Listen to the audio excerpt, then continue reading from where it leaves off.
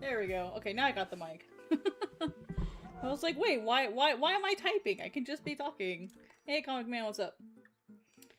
Give me a minute here while I finish making sure all my notifications went out. I think it did. Oh, no, it didn't. My Twitter one didn't. We're gonna do some studies today, friends. I'm gonna show you guys how I do studies and stuff.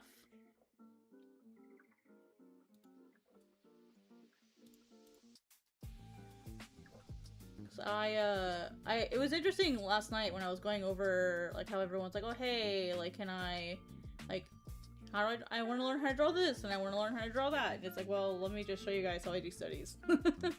One way I do studies. There's lots of different ways I do studies. But for, like, environments and backgrounds specifically, there's a couple different ways to do studies. Oh, unmute jump scare. Yeah, I know. Rawr, so scary. I'm so scary.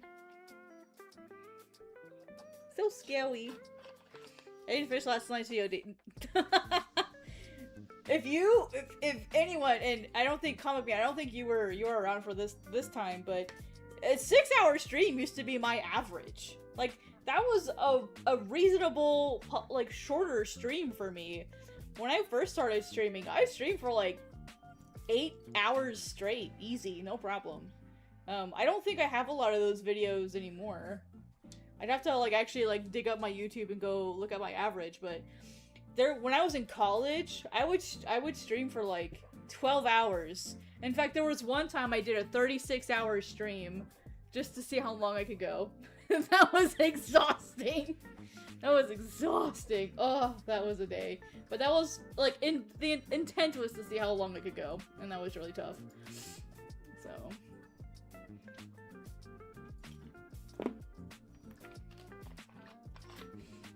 But yeah, I'm trying not to have, like, super crazy long streams. And I started so late for me last night. Like, it was, like, almost 10 o'clock by the time I got started last night. I don't want to do that again. And I mean, I shouldn't, because, like, that's not going to be a normal time that I get to stream, just because of, all the other stuff I have to do. So.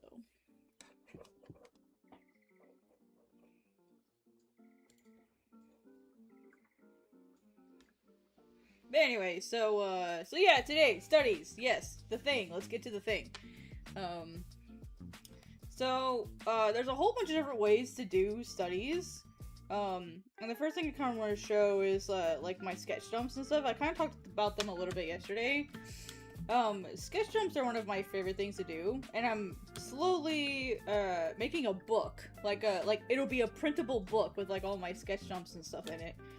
And basically what a sketch jump is it's just, like, it's exactly what it sounds like. It's, like, a collection of sketches and studies, and I have a stupid, ridiculous amount of them. Like, let me go open, like, an older one. I probably should have done this beforehand, but let me go open an older one. I have, like, 100 and something of them now. There's way more than that, because there's so much artwork that I've not put in sketch jumps yet. But let's go back to, like, 2014, and, like, let me pick one. I don't know what's on this one, so we're gonna find out together. I have no idea. Let me look. Let's see what's on this one. Oh, yeah, I know this one. So, like, this is from, this is actually from a live stream where I was just drawing people and just goofing around with arrows and stuff. Like how pretty he is. Like, I was just goofing around. That was kind of the whole point. And then we had this, like, environment piece I had to draw in one of my classes. This is from when I was at art school. In some, like, environment studies. This is when I went to New York Comic Con one year. And so this was, like, the view from my hotel room. And this was a ramen shop that I went to. Some, like, boring room stuff. This was a real boat that I drew. Like, I went to the pier and I drew a boat. It's a boat! That's some fan art. That I printed out, some more drawings, and some more studies and stuff that I've done. These were digital, and I printed them out and put them in my sketchbook. Borbs, some borbs, some more people drawings. But, I mean, yeah, so you can kind of get the idea of, like, what this type of book is, or type of book, what these types of things are, is they're just collections of sketches and stuff. I think they're really fun. I have so many of these. I have some of them going all the way back to like 2008. I even have you know, like I have another sketchbook that I finished very recently that has like a whole bunch of just like random doodles in it of just stuff. And so sketching and studies is something that I think is really, I mean, duh, it's really important. But it's something I think a lot of people don't do enough of, because we're so, as like, I think just like as a culture right now, especially artists, we're pressured a lot to like finish things and post only finished work, and so it's kind of hard to make time for study sometimes. Oh, here's another fun one.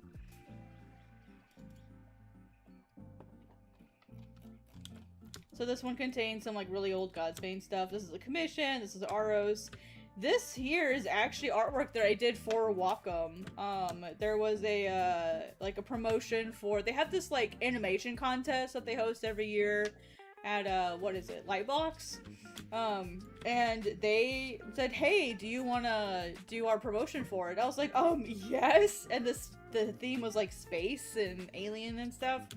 And so I used Aros and then like an alien version of Rin as like part of the promo, and that was a really fun thing, getting to draw Aros as if he was like a futuristic guy or whatever. That was really fun. And then just like more like random doodles and stuff. These were sketches from the manga pages I was working on at the time. A lot of these I didn't obviously end up using, but that's what I mean. Like, these are some flowers, some apple flowers, some paws. You know, so like, stuff doesn't necessarily have to be, you know, done and pretty or whatever. And so what I would do is I would collect sketches and roughs and, you know, parts of the name that I would do, and I'd compile them into sketch dumps and stuff. And then I also had like actual studies that I would do, like when I was, let me see if I can find another one from Ringling. My Ringling days. Let's see, that'd be maybe 2015, so like a later one.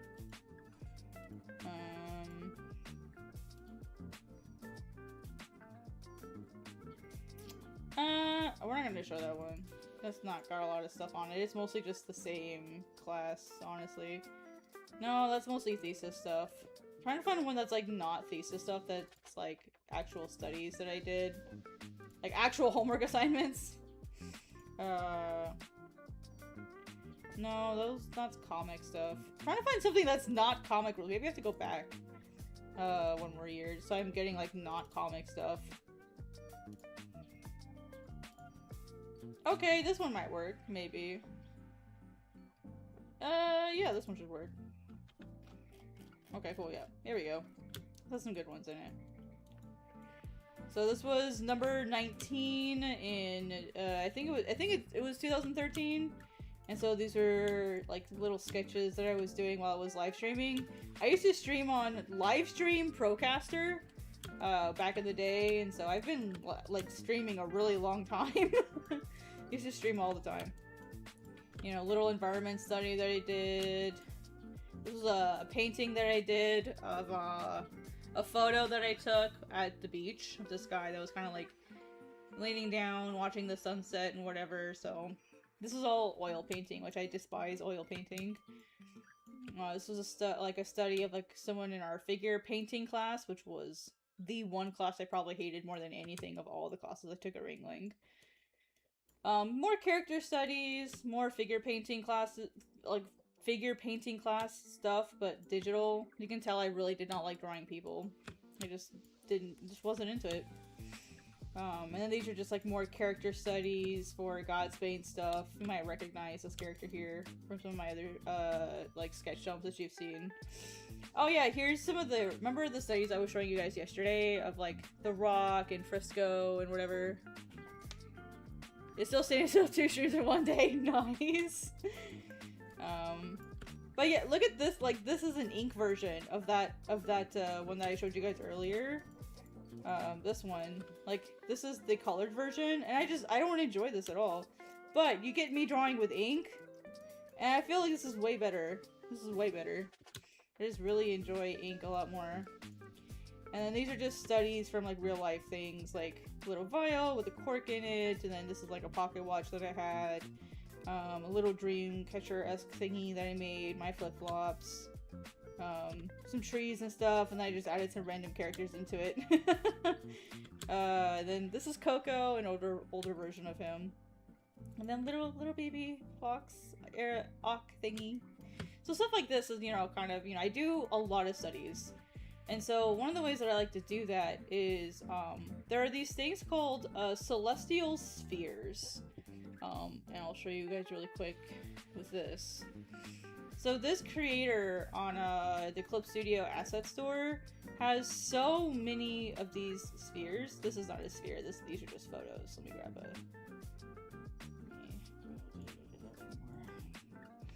So what this creator does is he basically takes these, he makes these like panoramas that you can like move around, and it's, I'll show you guys in a minute, but it's really cool. He basically takes these and makes these cool little panoramas. And I'll show you what they actually do.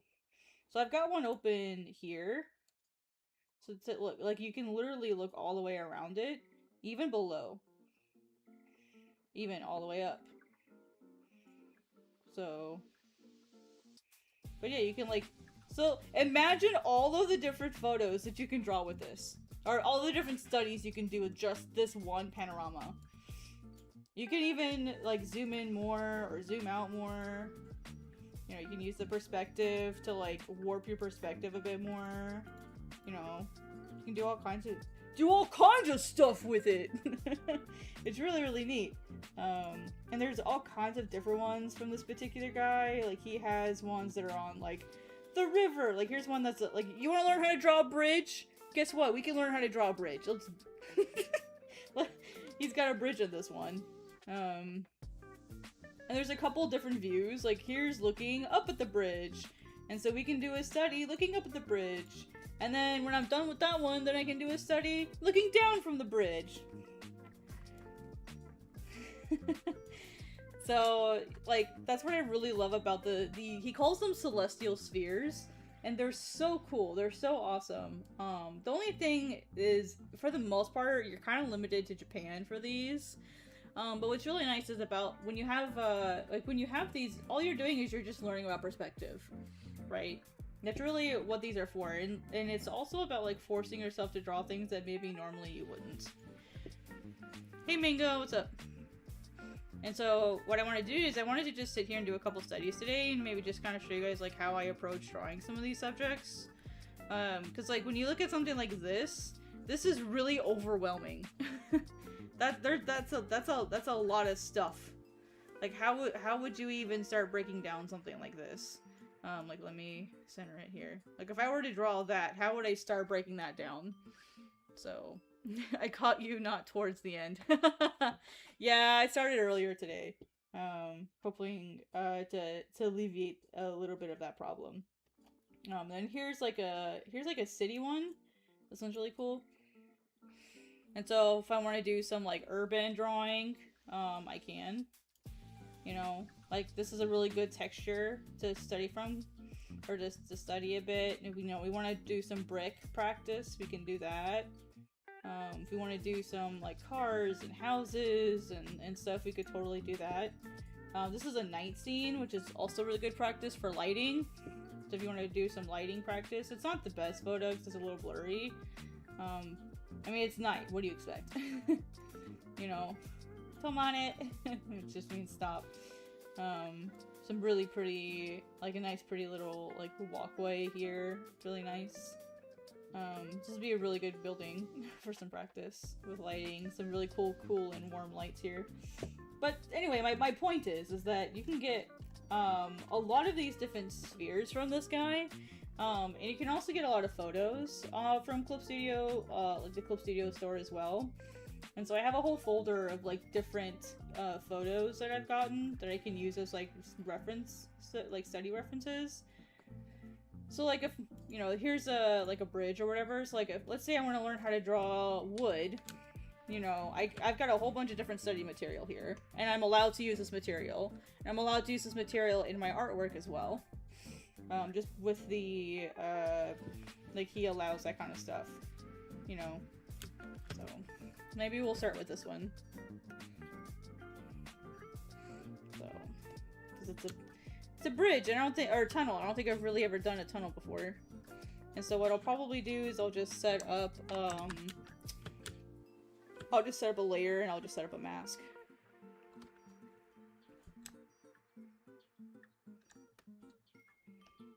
And now we'll just get to work, I guess. So what I'll probably do is I'll set in like a middle tone.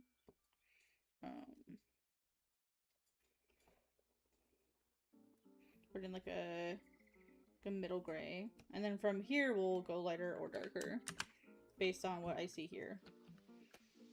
And this is only like one way to study, but I even though I don't like painting, I still try to do it because it's a really valuable skill set to know. Oopsies.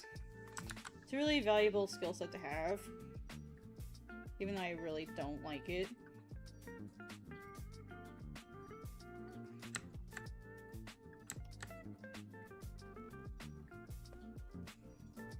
This is not very good. It's okay. That's alright. I mean, that's why it's a painting. It's okay. I'm not gonna panic. I'm not happy with it, but it's okay. We'll get there.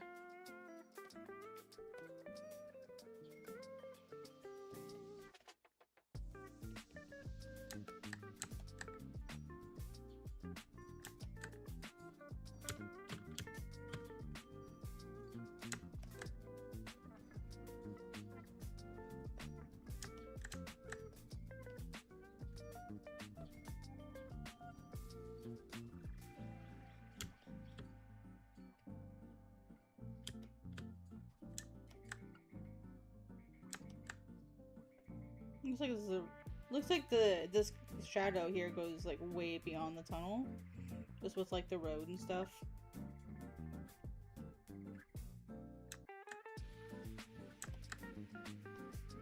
We have a little strip of white here. And so now I'm gonna grab my brush and we're gonna do a little bit of texture. So literally all I'm doing is I'm just trying to learn light. I'm just figuring out what's light, what's dark, what's middle tone, what's white, and what's black. That's literally all I'm doing today. Hi Dasher, welcome. Yeah, and drawing with the lasso tool, like, initially is on purpose because I don't want to be focusing too much on detail. It's just a study. It doesn't have to be perfect. I'm also not necessarily trying to replicate it perfectly. That's not the point of this particular study. The point is to just figure out, okay, texture. Can I replicate the texture?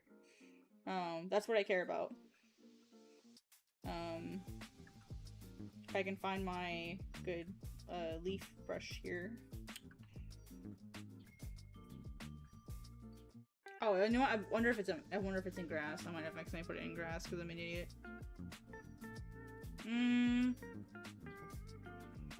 No. Did I put it in the Okami section by accident? Perhaps? It's a very specific brush I'm looking for and I can't find it. Now I'm mad. Dang it.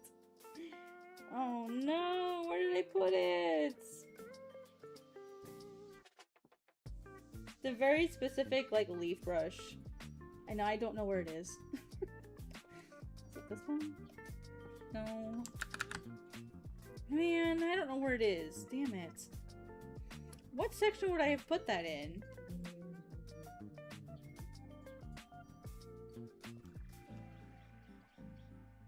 Where would I have put that?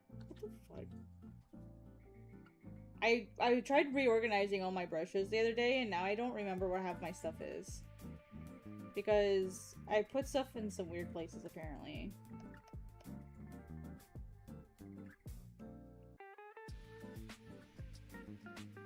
It was a very specific leaf brush that I really liked. That's okay. Let me go back and see if I can find it, because I am pretty good at organizing all my brushes.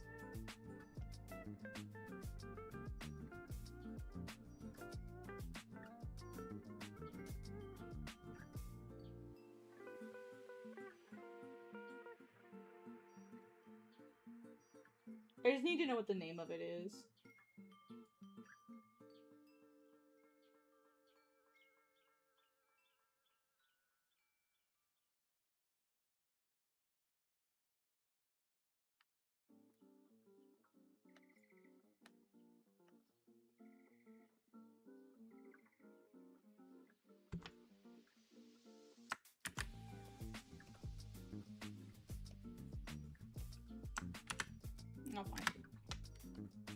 Do I not have the original brush anymore? Oh. I don't have the original brush anymore. That's not good. Well, that's really bad. Apparently, I am missing some of my old brushes. That sucks. Let's see if I can find it. Oh man, this is gonna suck balls. Man, I borked something when it came to my, yeah, I definitely borked something when I was reorganizing my files. This sucks. See, some of them are here, but I'm not seeing the rest of them. I'm only seeing the, like, the single images. That's so weird. Where's the actual brush file? It's bizarre. Is it in here, maybe?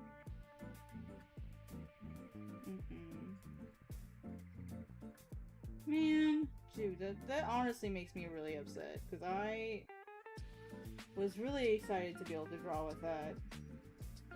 Dang it. So I haven't done one of these in a while.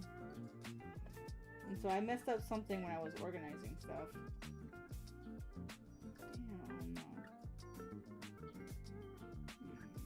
Damn. Oh, I love how I didn't favorite any, like, literally anything.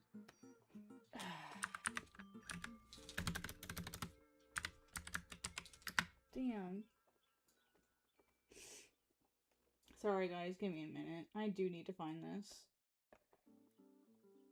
Wow, that's the only leaf that I have?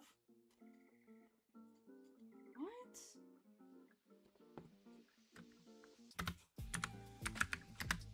Did I like accidentally delete a huge chunk of my gallery or something? You know, whatever. It's okay, it's fine. I don't need it. It's not that big a deal. I'll have to deal with it later. Dude, that makes me so mad.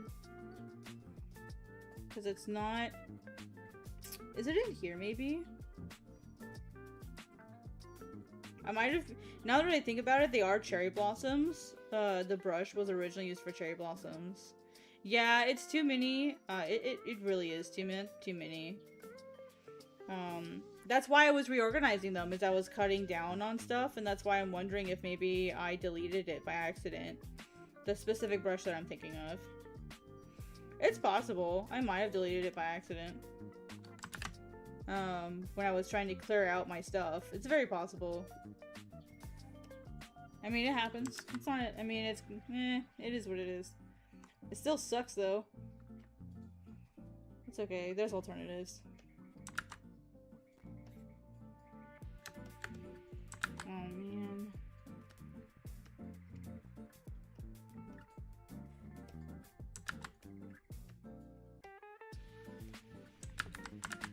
Man, it's just not the same.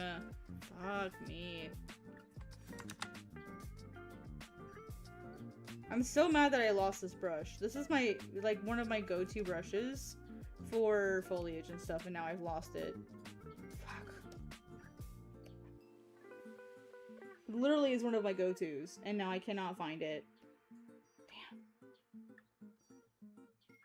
Because it's a really great, just super basic, like, circle brush for leaves and stuff. It's a really great brush. And it was one, like, my default. I thought it was right here. Damn. I don't know why it would be in here. Maybe it is. No, it's not in there. Well, this is really embarrassing. This is, like, super embarrassing. Oh, well. That's okay. I'll have to survive without it, I guess. It's okay. I'm not gonna cry over it. It's whatever.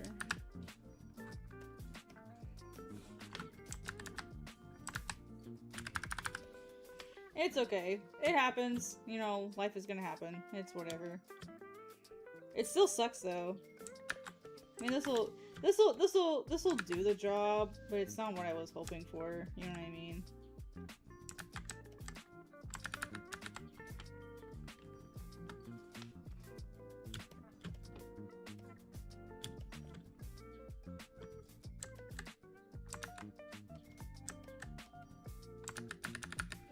Yeah, that'll, I mean, it'll do the work, but...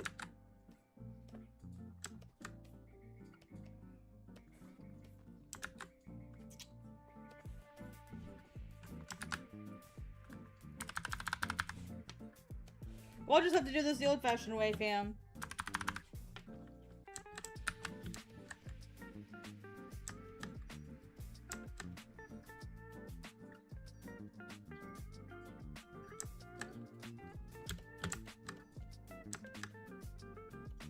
It was like a super basic, and it was a common brush too, like a lot of people use it, so...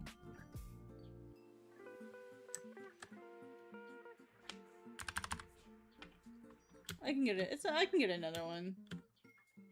I do have, yeah, there is a log, yeah. I guess I could go download it again really quick. I guess I could go do that. There's one problem with that though. Look at how many brushes I've downloaded. Look at how many things I've downloaded. I am ashamed. I am ashamed. I don't want to tell you guys how much money I've spent on materials.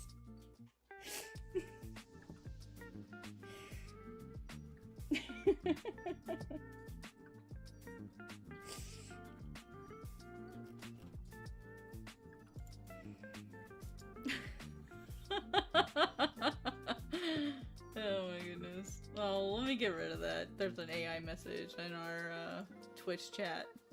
Free is free. I know, right? Stream manager. Let me get this bot out of here. There we go. Bye, Felicia. It's one of my older brushes though. Like, some of these I download and then I delete right away though, but it still shows that I downloaded them, and so a lot of these are just duds. Like, there's just nothing of value in them. Now you guys get to see all the stuff I've downloaded. Oh, I am pathetic. Alright, yeah. Oh, is this it? No, or is this like a full tree, or is this the leaves? No, this is a full tree brush. That's really good for sketching and stuff, like just placing things. I wish I could just like... I wish you could like search your downloads. The problem is that I have two different computers, and so I have some stuff on one device and some stuff on another device, even though it's all under one account, and so sometimes it's hard to know... Oh, is this it? I think this is the one I was looking for.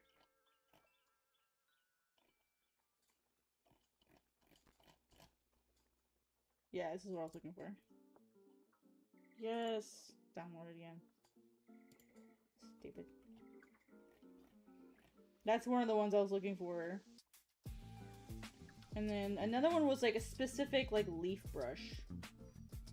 It was just like a generic like green, like circle-y, like leafy brush. It was like really, really generic looking, and that's all I wanted was my super generic leaf brush.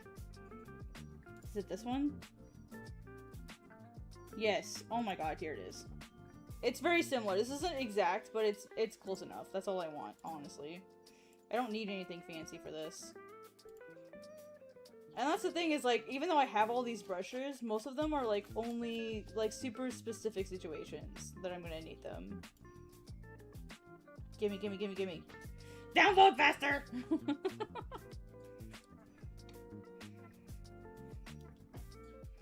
Crazy catalog, yeah. Oh, bye, Skables! Thank you for coming, I appreciate it. Yeah, I'm thinking it might be in my trash by accident. Not to set you back... Oopsies.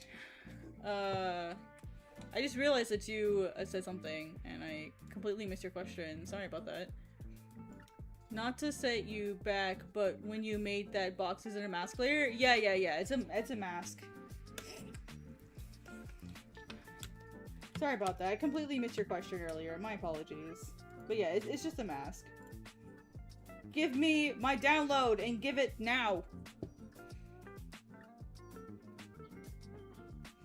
What days do I usually stream? I don't have specific days or times. I usually stream like middle of the day, like Central US time, middle-ish. So like, I don't know, maybe like 10, 11 to 2-ish is usually about the time that I stream. I'm trying to stream every day for at least a little bit. I missed it yesterday because I ended up falling asleep and I didn't wake up until a lot later in the day. Why is it taking so long to download? Have mercy on my soul. There it is.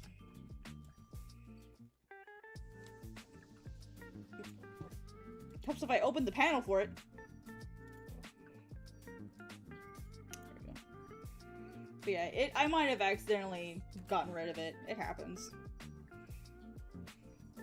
Which is fine, I just need to go re-download it and...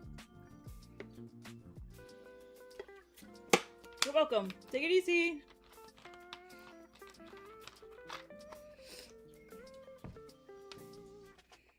There we go.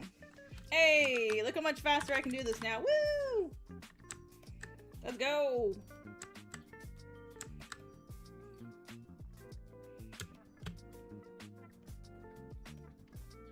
The thing is, though, this is at an angle, and so... Ow! I heard the thing. Hey, thank you for subscribing! Thank you! Appreciate you. I love the little, like, emojis everywhere! Woo!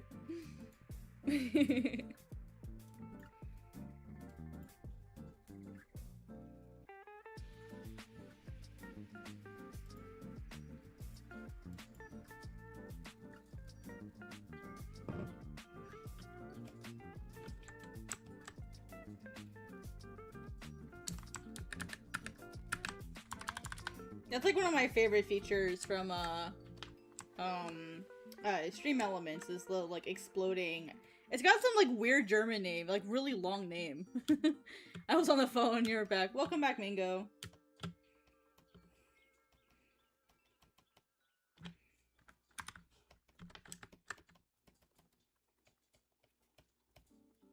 Yeah, kind of just something, but, and then for this, basically, we need to see how it's, like, the shadows are kind of stretched out. So what we need to do now is stretch it out.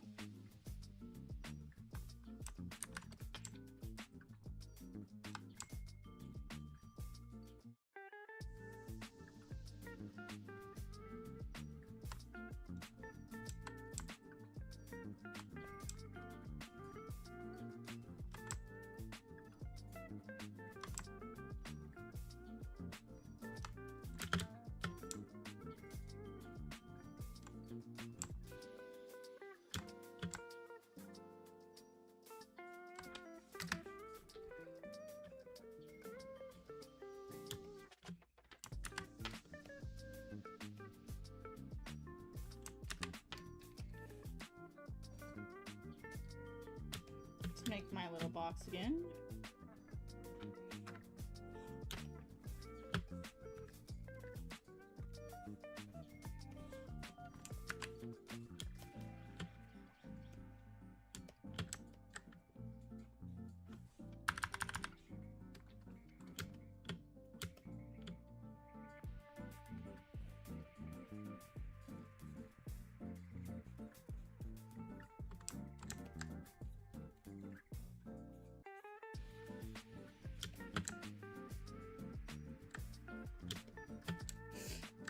I'm not very good at drawing ellipses. Fair warning, y'all. I'm not very good at it.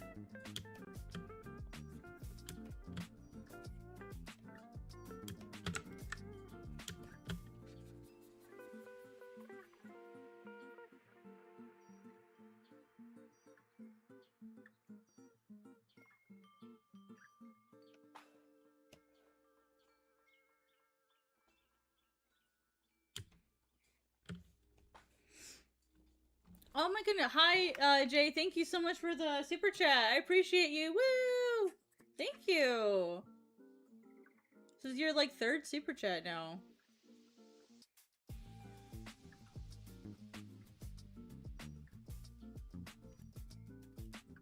I don't know what that button does.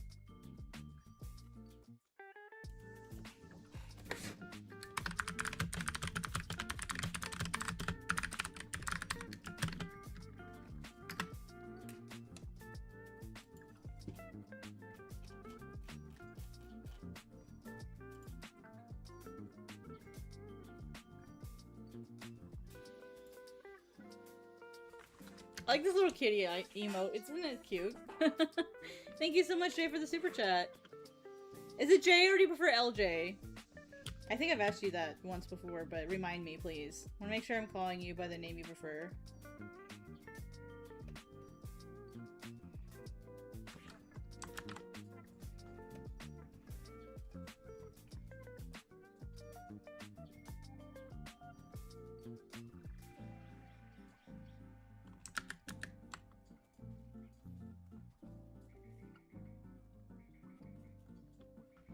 I was trying to see if the jumping thing works for the super emojis. Oh, I see, I see.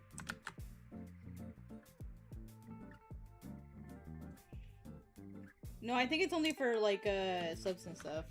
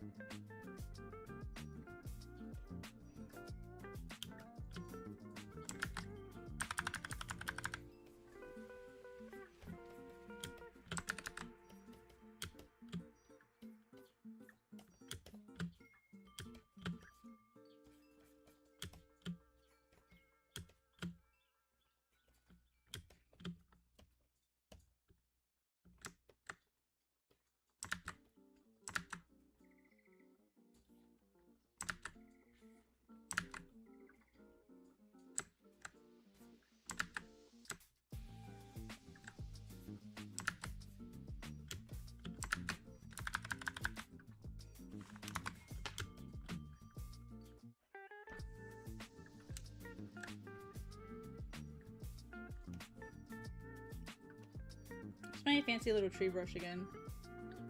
LJ? Okay, cool. I'll make sure to call you LJ. Thank you. I appreciate you correcting me.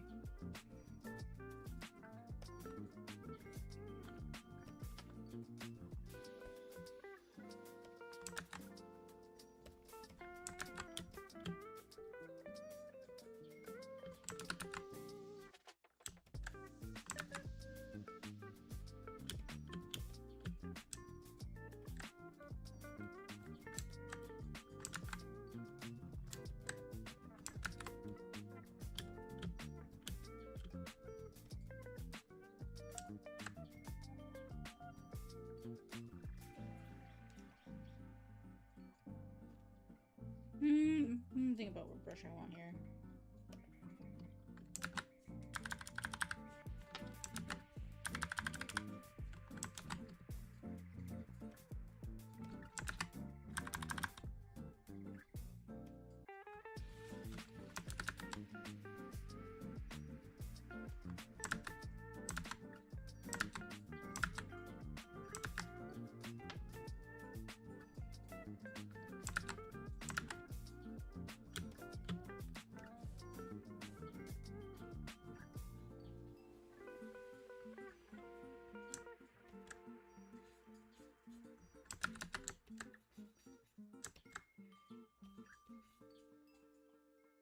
Just realized that this actually goes a lot wider than I originally drew it.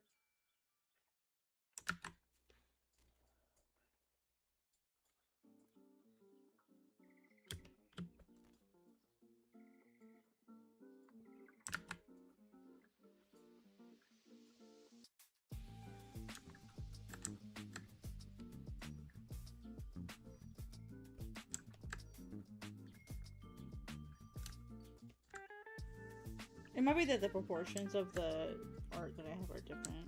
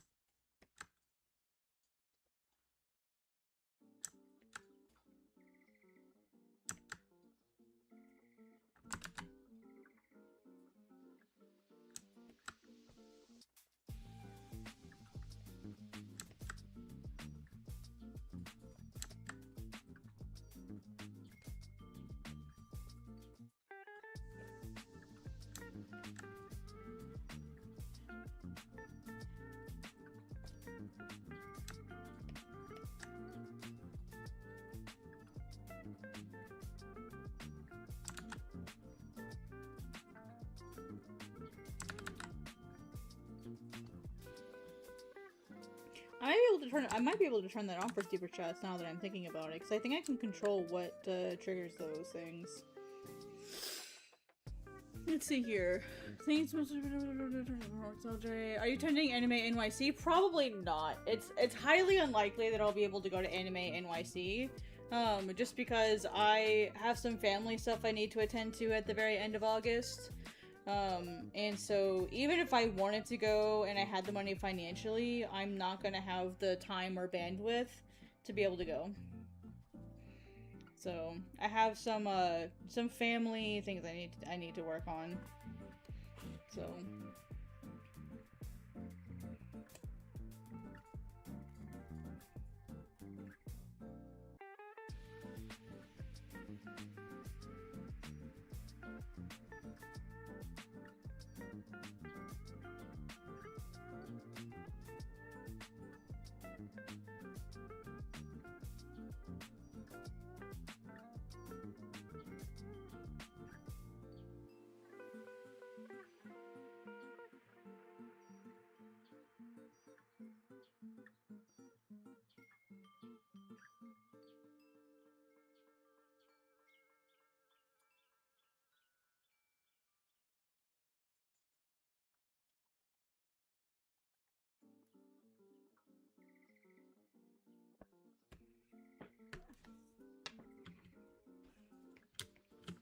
sorry, I was looking up a tutorial for something, so I'm trying to figure out, like, how I can do this.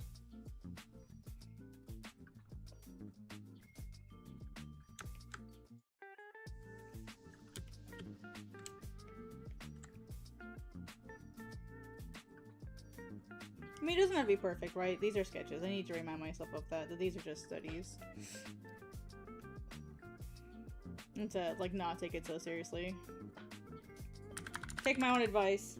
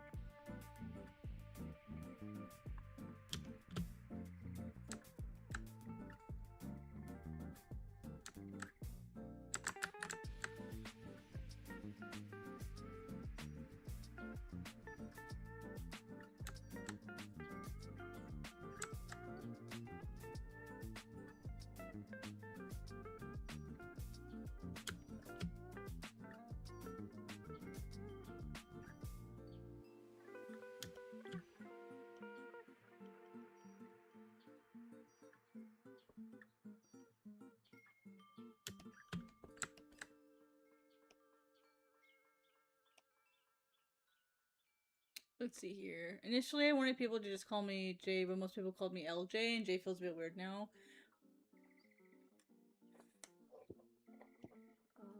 Hang on one second. I gotta move my window here so I can see the chat properly. When I was a few days ago, a lot of my when I was out a few days ago, dogs got to a lot of my shoes, thank goodness. So they left my hiking boots alone. And time. Oh, I see. That kind of sucks. Dogs are going after shoes. What naughty little boogers. My goodness. Naughty little boys. Or girls, I forget.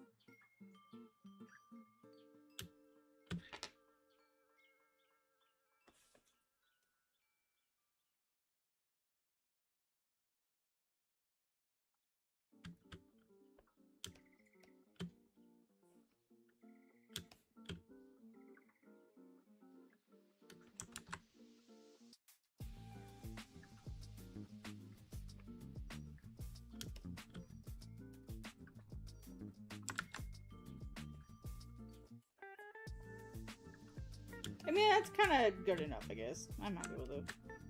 Mostly. I'm happy with it!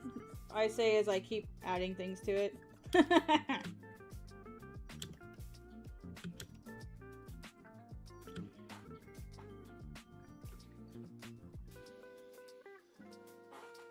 I'm not happy with it. Hang on, I'm not done yet. I'm not. I just realized a few more things I could do, so.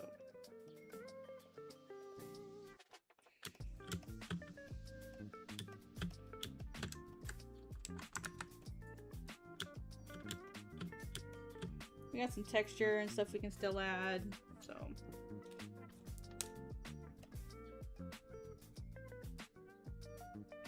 So many brushes! Need to unfold the laundry. I need to go do my laundry. I got some blankets I gotta wash. Come on. I know I've got something on the ground here. I'm just waiting for it to load, please. I think this is it. Yeah. No, that's not it. That's not the one I was looking for. Is it this one? No. I mean, that'll do. It's not the one I'm looking for, though.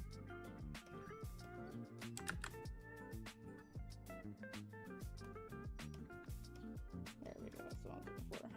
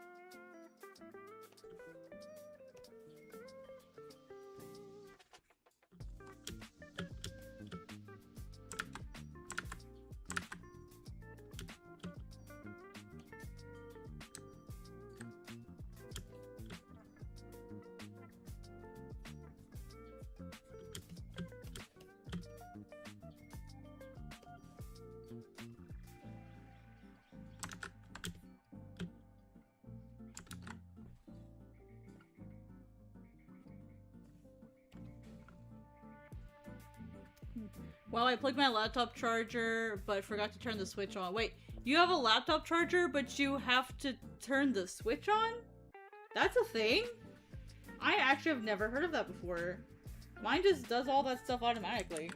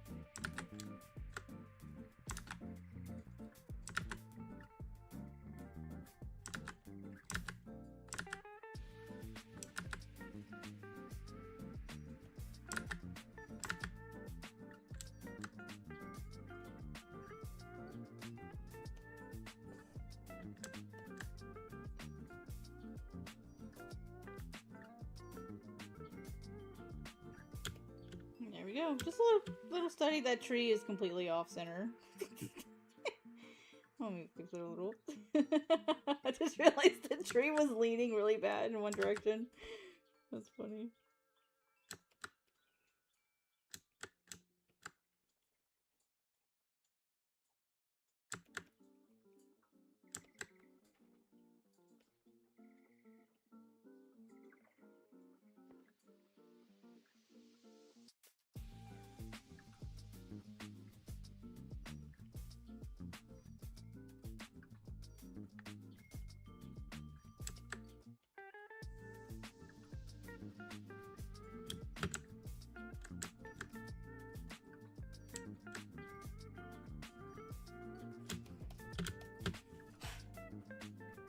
English is a hard language. Oh, the socket has a switch. I see, I see. That makes sense. Yeah, sorry about that. Yeah, English is really... Yeah, we've got weird names for stuff. In that sense, it's me, not you.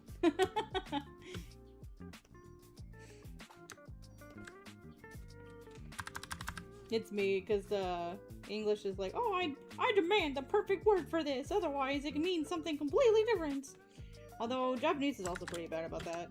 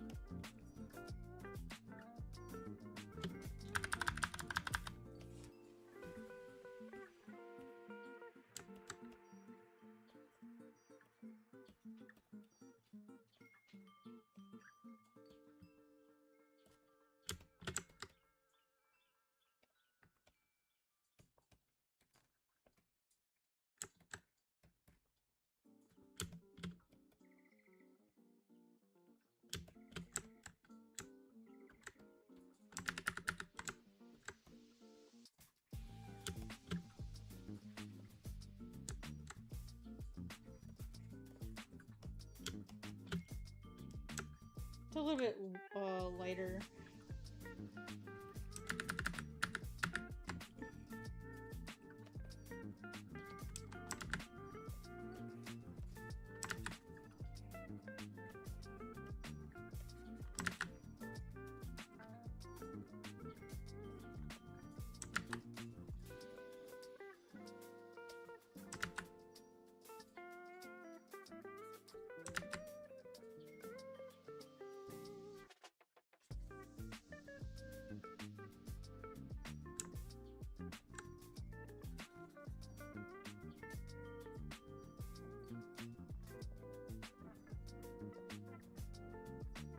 Oh, hi, Miso. Hi. Just gonna jump up here with no permission?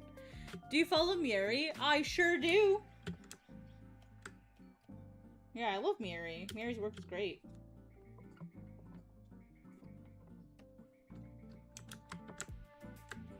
Miso, no. I'm not petting you right now. No, ma'am. I'm busy.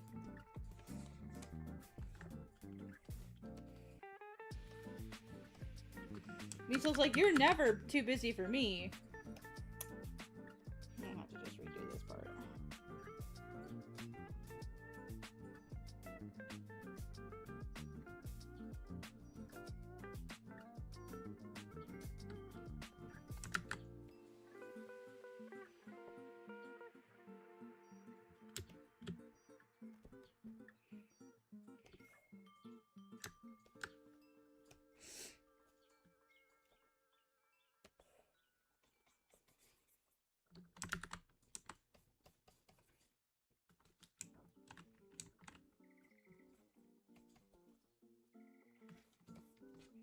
Miso, what is it, ma'am? She's like, I am demanding your attention in this matter.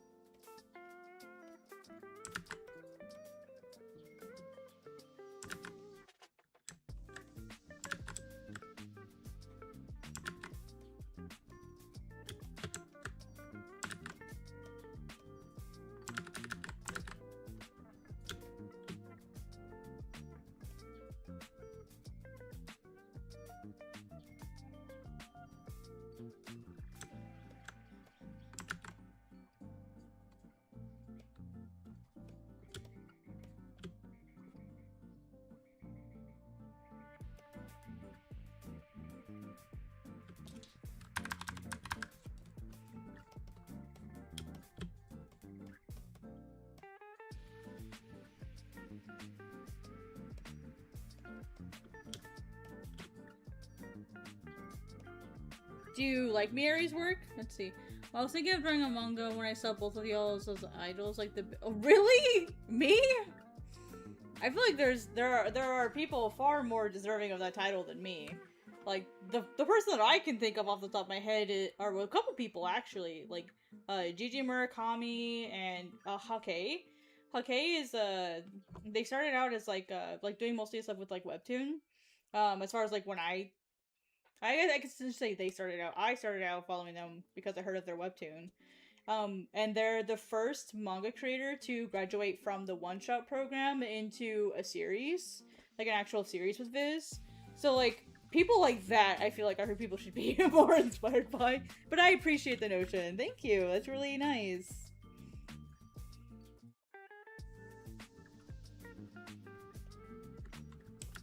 Yeah, I would look into Hake as well. Not quite the right angle. It's really close though.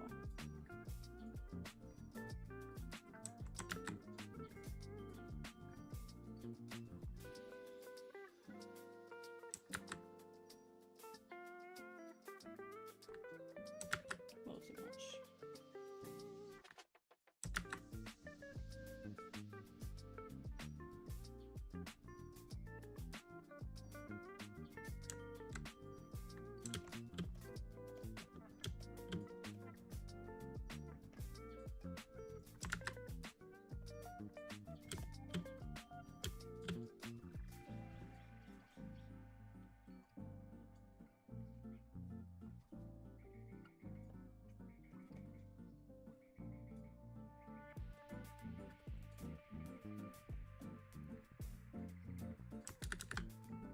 Yeah? Oh, well, thank you. I'm glad. Like, that's really nice. I genuinely appreciate that. Sometimes it's easy for me to get lost in the sauce.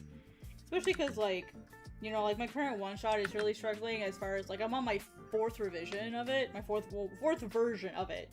It'll be the third revision, but fourth version. And so sometimes I feel, like, really bad. Like, I don't deserve, to be in the one-shot program. I deal with those feelings all the time. They happen, you know, people are people, you know, I'm a people. I'm a people? Yes, English hard. You know. That is 180, there we go. So I really appreciate that. Thank you. Sometimes I forget, sometimes, so. I think it's easy to get lost in the sauce sometimes.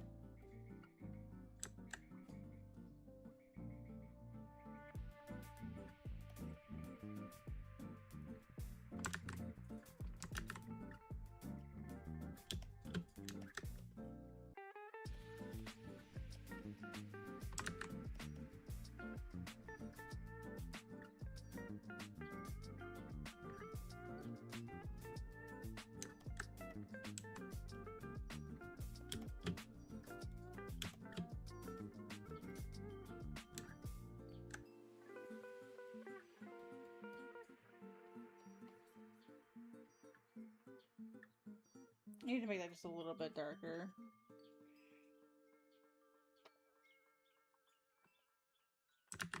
Oh, I can't use another layer. Dang it.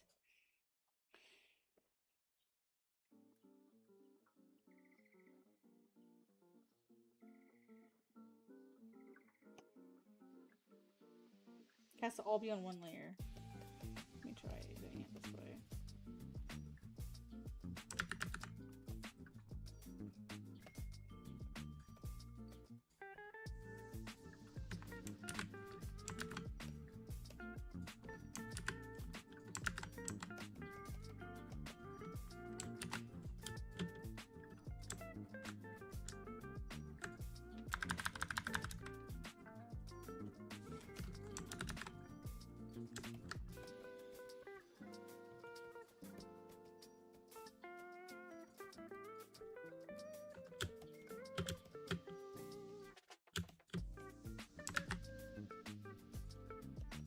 See how meditative drawing this stuff can be, honestly? Like, I'm just having the time of my life over here. Once I finally relaxed and got into it. There we go, guys. What do you think?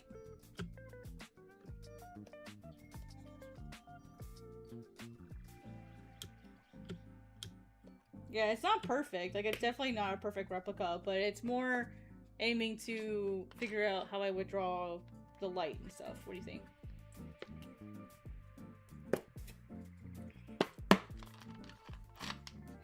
It's not perfect, it's not the correct angle, but it's gets the point across, I think.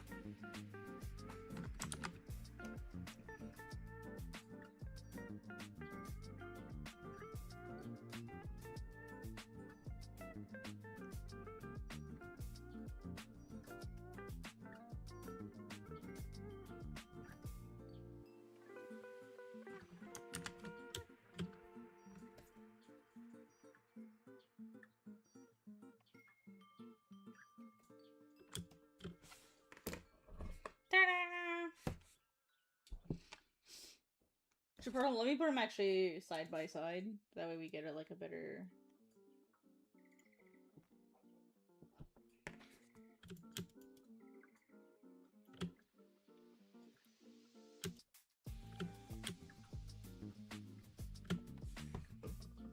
See, now I can see the differences, but I mean, again, it's meant to be a study, not an exact science. Do you think the vibe? You know what? I see something that I could do to help with this. Now that I'm looking at it.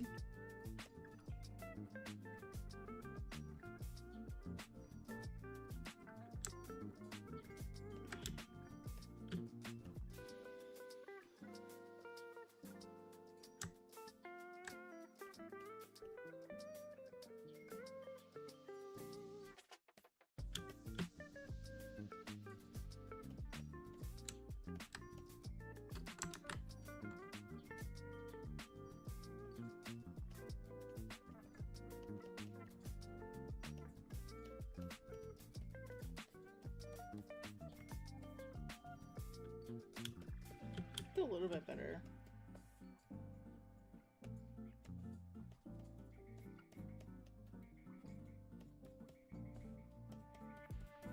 I forgot to take the texturing I did over here and apply it over here.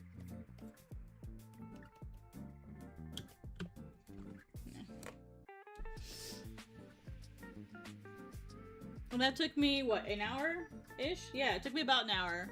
Yeah, about an hour to do.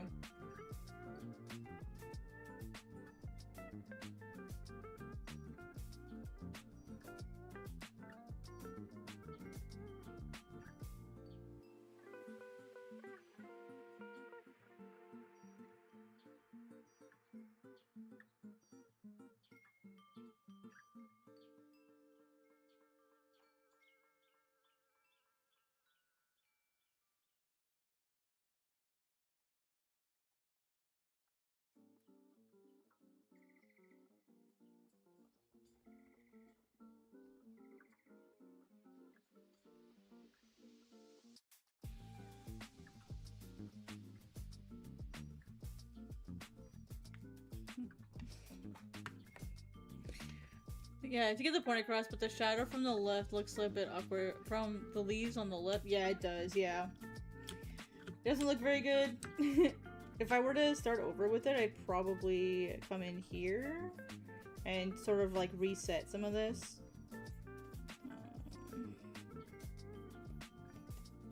Just kind of use this to kind of help like airbrush it out and then put it back in. I think part of it is because this bridge is too, or the tunnel is too, narrow. I think it's, where my problem really is that it's too narrow. So...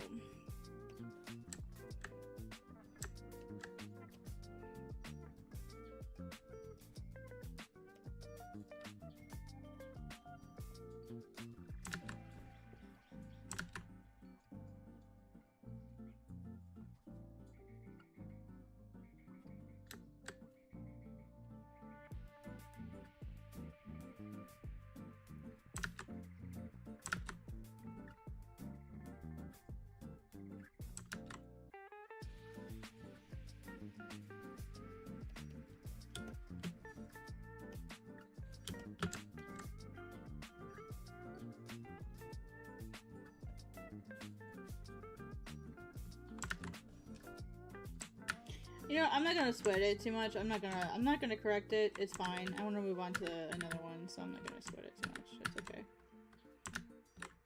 It's all right. I mean, that's what studies are for. It's not gonna be perfect, but it's okay. Let's do another one. Let's see. But yeah, you guys get the idea of kind of like what I'm doing here is you know, grabbing images and panoramas and doing studies from them, more or less, right? Like, that's the point.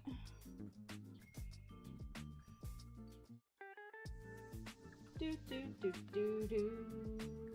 Ba-dum bum bum. Bum bum bum bum ba-da-da ba-da-dum bum.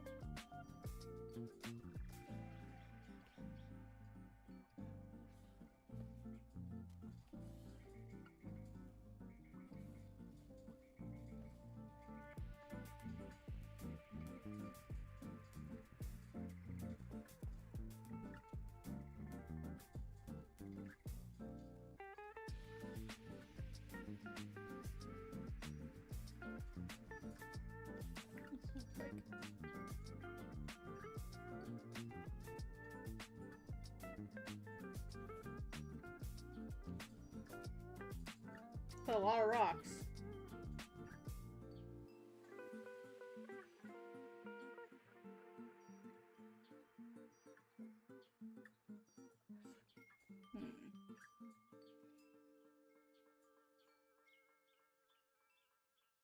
Trying to find something that compositionally is really fun.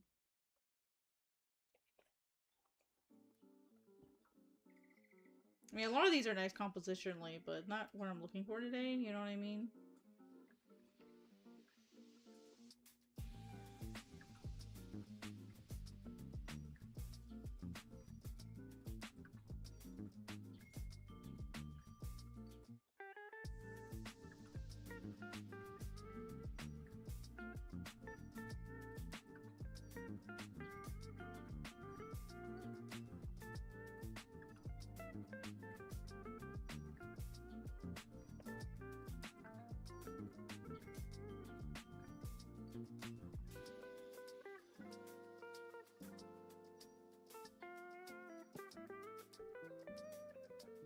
Ooh, I like this. This is nice.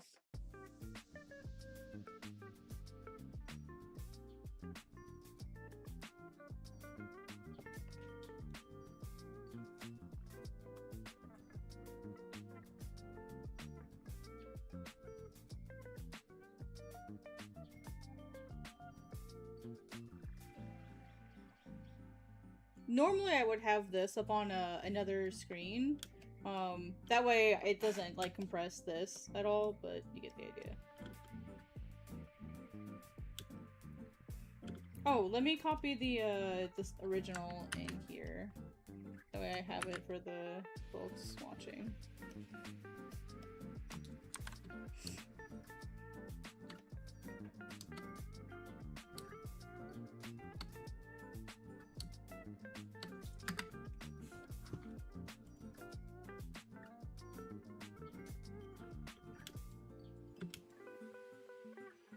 I was like, oh no, my time lapse isn't recording. Oh no, my time lapse isn't recording and I'm streaming. Oh no. That's funny.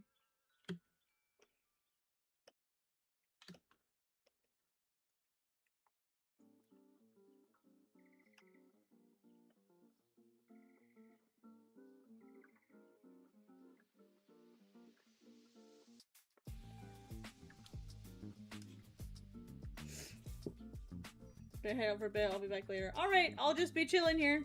Doing some studies today. Some fun studies. Stuff that I like really enjoy doing, so. Again, we're gonna start with the middle tone. Kind of somewhere in the middle. Maybe a little bit lighter this time.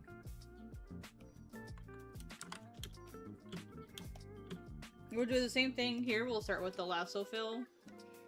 To kind of help put in like our core shapes here.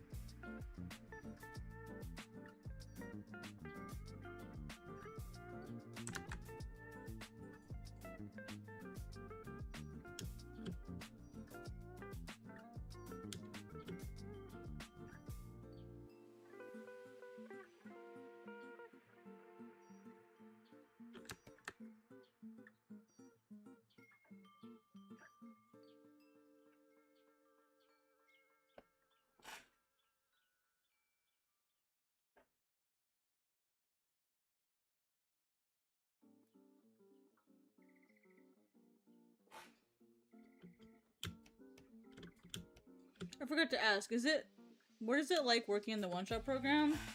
I mean, basically it's just me and Hisashi-san just kind of like going back and forth. I feel like the big difference though is like suddenly, it's not that my standards don't matter, it's that my standards aren't the only ones that matter, right? Like, when you're not in the one-shot program, you can kind of do whatever you want, right? You can just, like, you want to make something, you make something because you like it. And it's a little different when you have an editor that you're working with now. Because suddenly it's not just your opinion that matters. You have to think about other people's opinions. And that changes a lot of things, I think.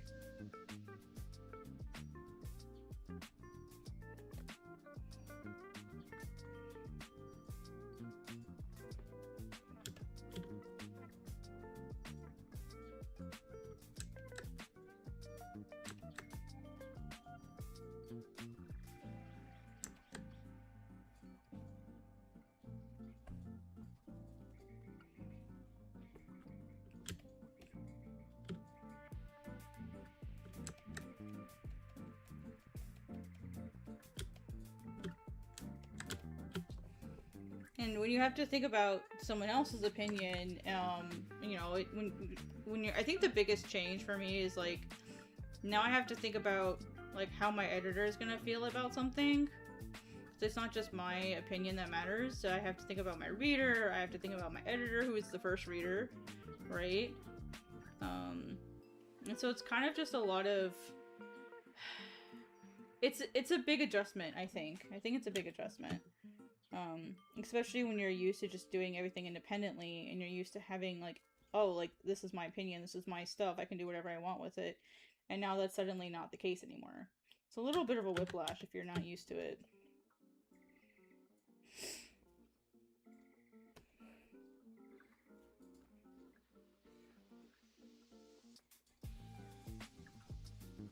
And I certainly wasn't used to it. Absolutely, I definitely was not used to that.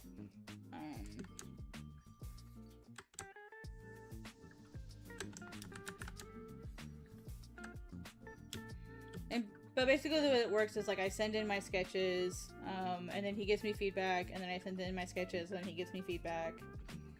So, it's kind of, oopsies. It's kind of just like a back and forth, where we work on something until he says yes, until he likes it. And I mean, he may never say yes. That's the reality a lot of people don't like talking about. Is, like, he may never say yes. Like, he may say, well, let's work on a different project. And so, not everything you put in is going to get anywhere. And a lot of people don't like hearing that. A lot of people don't like hearing that. Because they're like, they have their special project, and they want their special project to be the thing that gets them the fame and whatever. And it's like, well, sometimes you have to focus on a different thing. Like, it's not always gonna be... It's always gonna work out the way that you want it to. Which sucks. It really does. But, just because something doesn't work out now doesn't mean it can't work out later. I think that's the other thing a lot of people forget.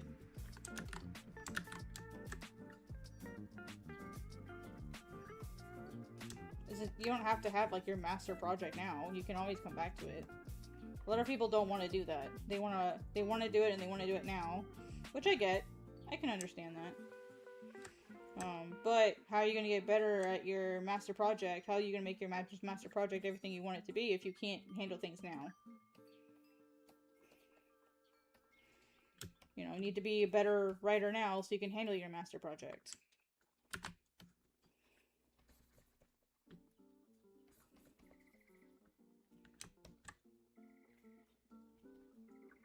And if you can't handle criticism, then how are you going to expect yourself to grow? So will your manga go to the chief editor when you're done with the final version? So, I don't exactly understand that. Like, part of, like, what I know is that Hisashi-san and I work directly one-on-one together. And if he likes it, he takes it to a group of editors to look at, and then they vote together.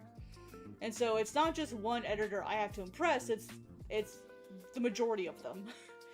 Or all of them. I don't know if it's a majority, I don't know if it's all, I don't really know. So it's not just one person that I have to impress. You know what I mean? It's a whole group of them.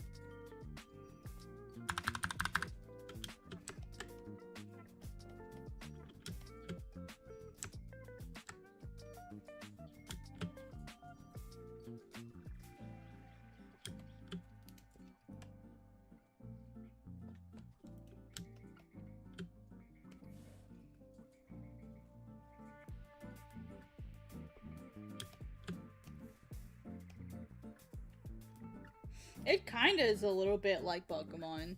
But the thing is, though, is, like, if my one-shot does well, then you basically get a chance to pitch. You don't just automatically go get a series, like, you get a chance to pitch a series. And that doesn't mean you're gonna get approved. I mean, you might have a higher likelihood of being approved because you've already proved that you can make something that people like, but it's not a guarantee of anything.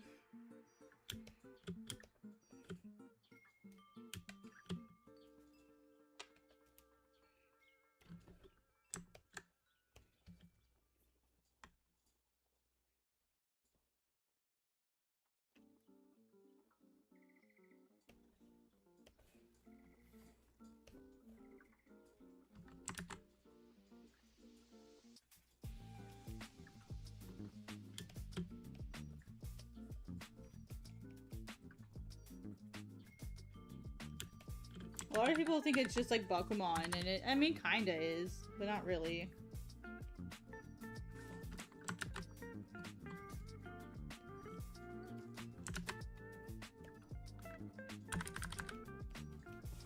I mean, you can still mess up and not get your thing, you know?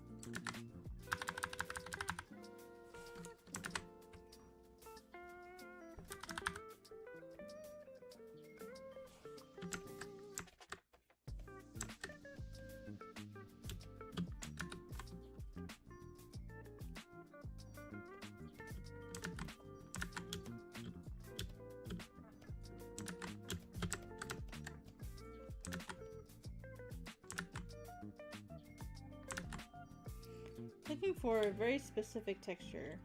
And I can't remember. Okay, that's really weird. Why did my order just get all messed up?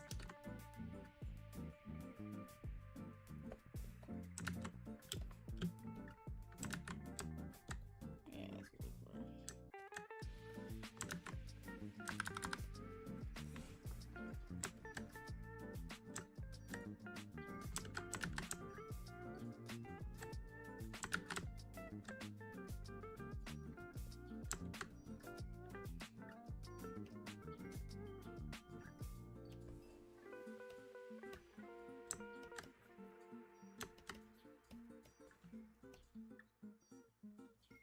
Man, I don't like that at all.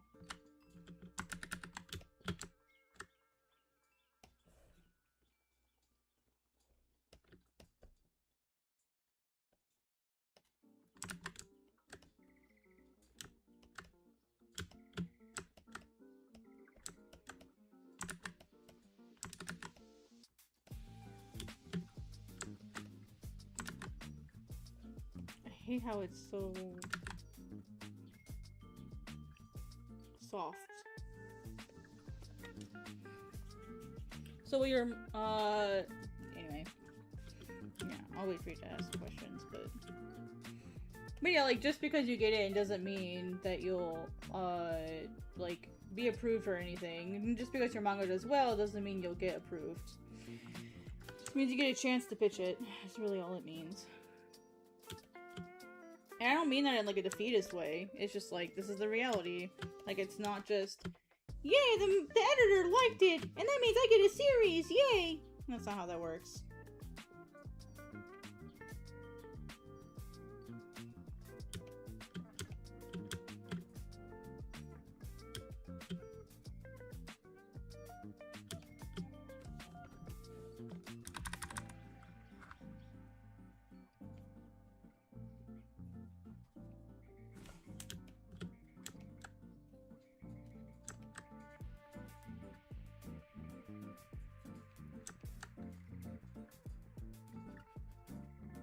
Not saying that you felt like that, but a lot of people mistake it for that.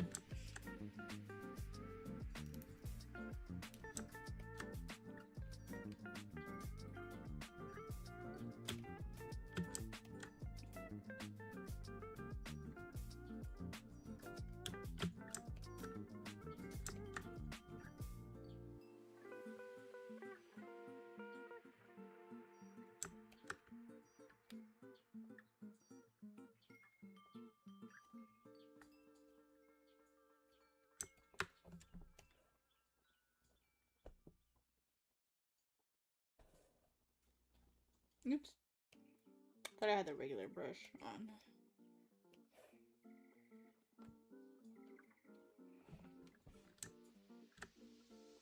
Get my darker gray.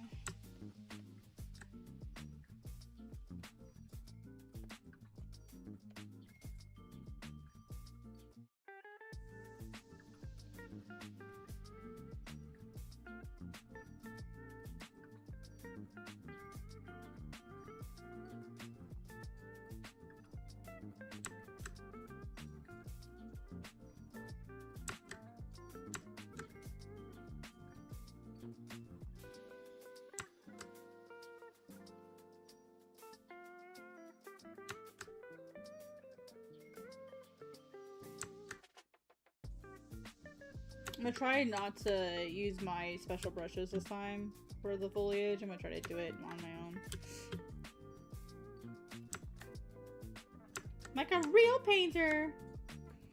Look, Ma, no custom brushes!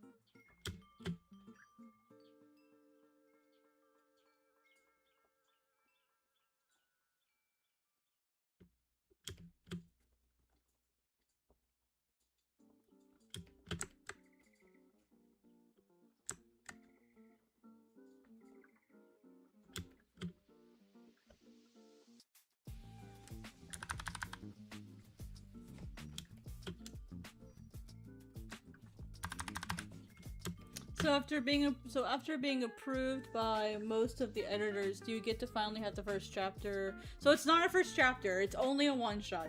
So the difference is that a one shot can stand alone by itself.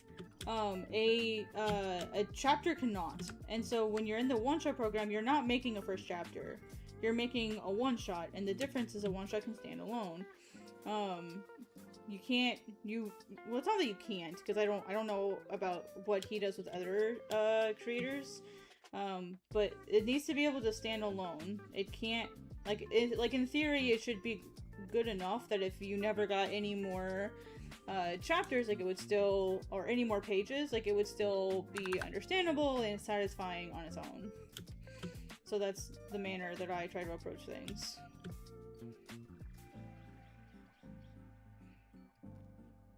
Which is very difficult to do, honestly.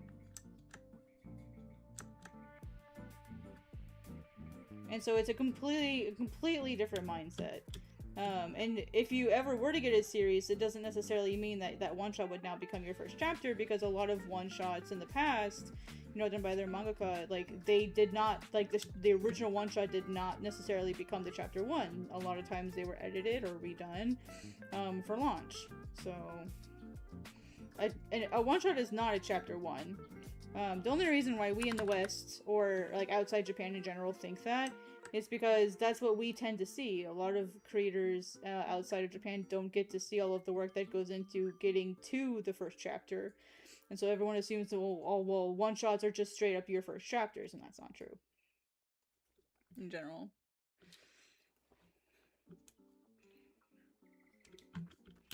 I mean, if your one-shot does not do well enough, you're gonna have to start over. Right? And so something that I think most should consider is like, okay, if my one-shot does not do well, what am I going to do from here? Right? Because, like, you may not, your one-shot may not do very well. And just because the editor likes it doesn't mean the readers are going to like it. Impressing the editors and impressing the readers are two completely different things. You may have a really cool concept, but if you execute it poorly, it's still going to do bad.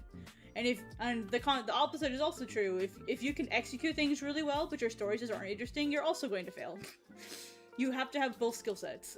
And it's really, really, really, really hard to have both skill sets. It's so hard. Hake makes it look really easy, I feel like. But Hake also has a lot of practice before coming to the Fizz program. And I feel like Hake just is a natural storyteller. I really do. And not to, like, dismiss them and say, oh, like, they've not had to work hard for anything. I'm sure they have, but they're really good at it. And I really admire Hake for it.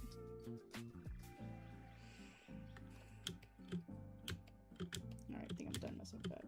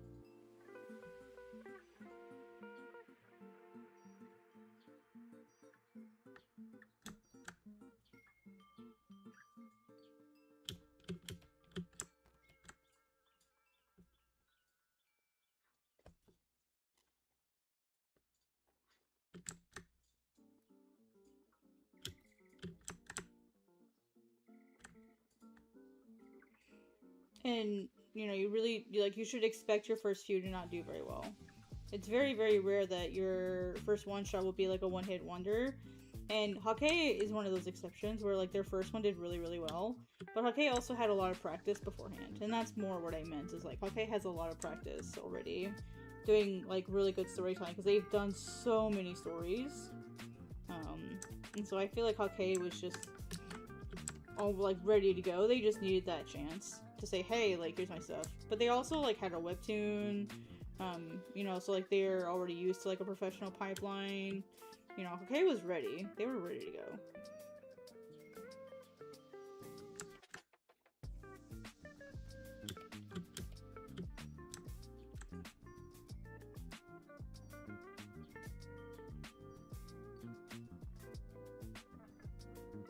Or at least, like, from outward appearances.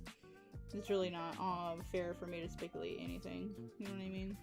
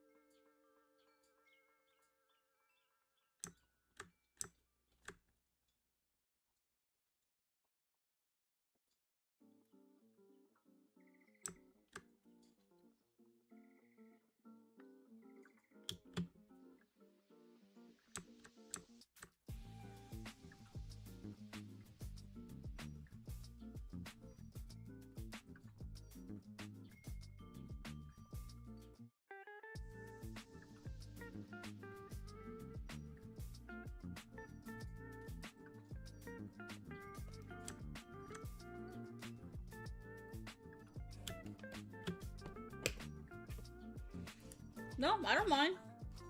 Okay. I believe so. Let me check.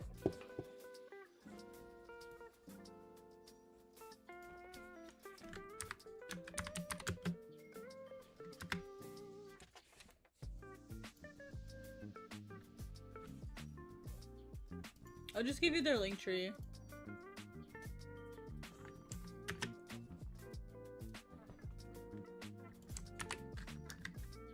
Oh, it's too long? Damn. Why is it?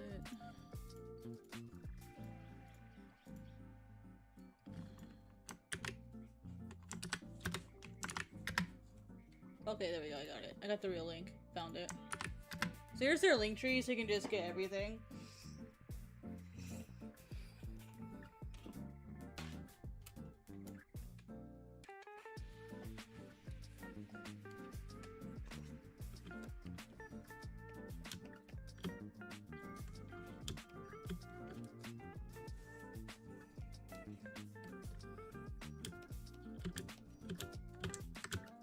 I'm gonna bounce over here for a little bit.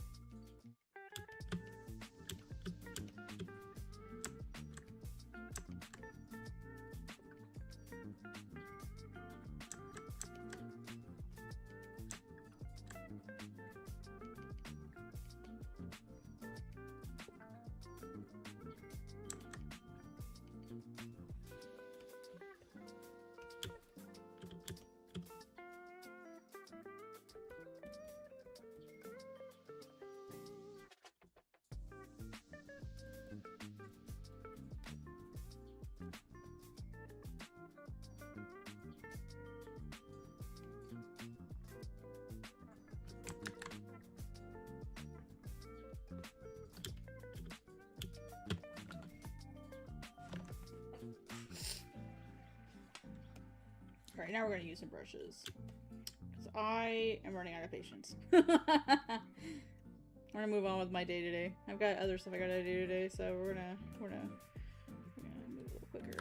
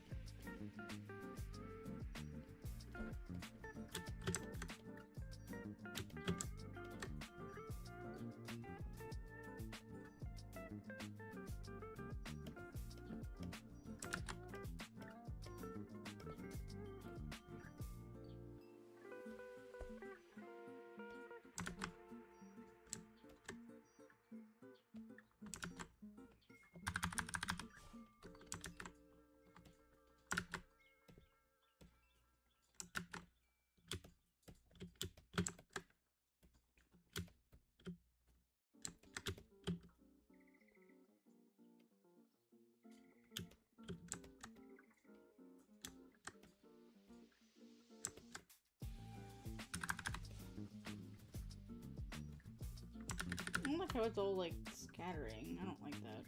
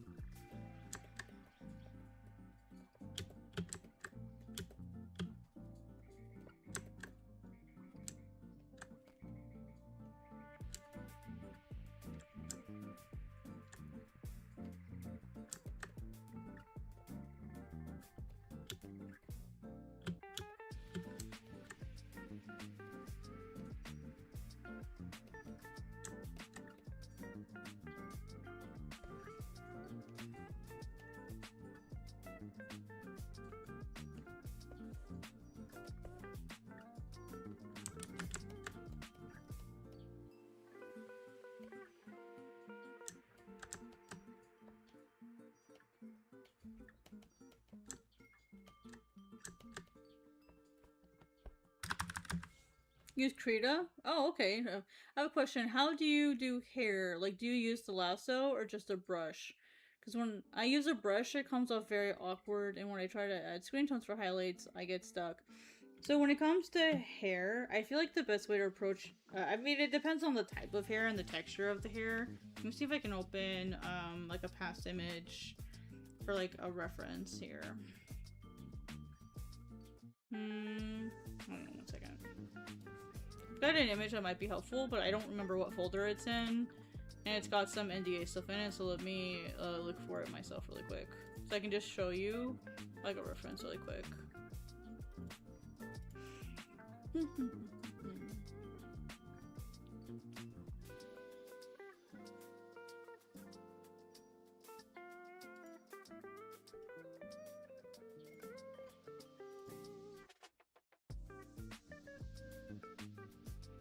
So most people, when they approach hair, they think of hair as like, I like to think, I mean, I personally think of hair as more like water, where it's not like just a solid, like it's not just a single solid piece, like there's multiple streams, for lack of a better word. Let me go into my God's Bane stuff here. Let me see if I can find a better idea of like, I'm just trying to find like a good image to show you what I mean.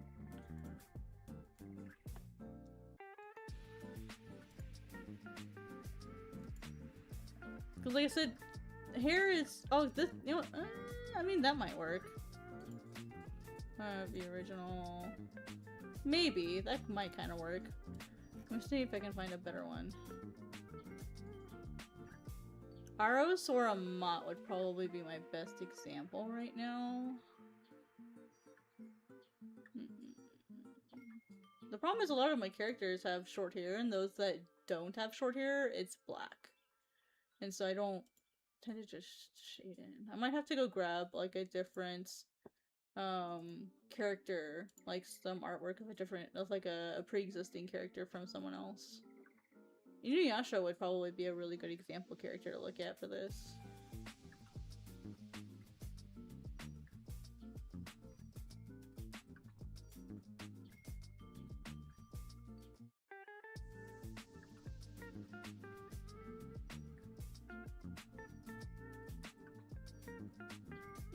This one might work.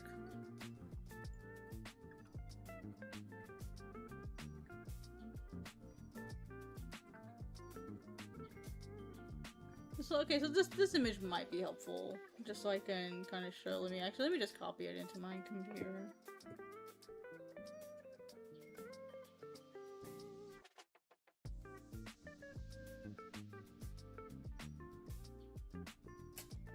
So this image here kind of shows what I mean when I think of hair like in chunks.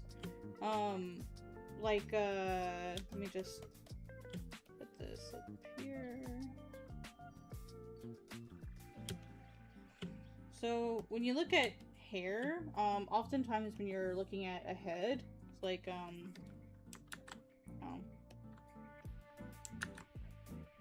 you know, Steve, you've got the head of a person, right? So, use your face or whatever. You know, the hair usually will spawn from, you know, somewhere on the top and then come out like this. You know, so in the case of Loyae here, her hair is originating from up here.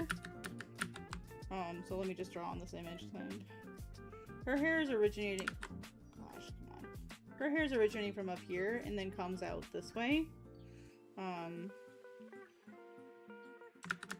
But because of the motion of it, it's pulling, like it's wrapping around her, and so it's pulling off this way, and then this actually comes down and around like this.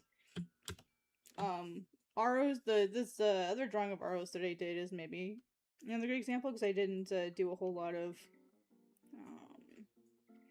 shading to it.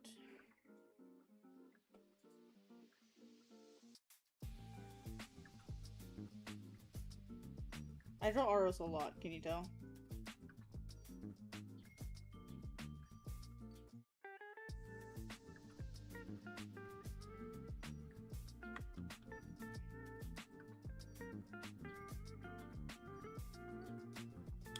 With Aros here, his hair also kind of has the same origin point, but hair kind of moves like water in a way, so he's moving this way. Oops, I got that. He's moving this way, so his hair follows that, but he had started over here, and so yeah, he's moving now this way. This is following him, and this is sort of what we call a follow-through in animation, where he was over here, and now he's moving over here, and his hair is just following through. And then, of course, this hair is shorter, so it doesn't have the wraparound like the longer tail does, and so it's following his motion, which is moving this way. But hair in general is a lot like water in chunks. You can think of it as like flat sections. Maybe I can find an image that better shows it.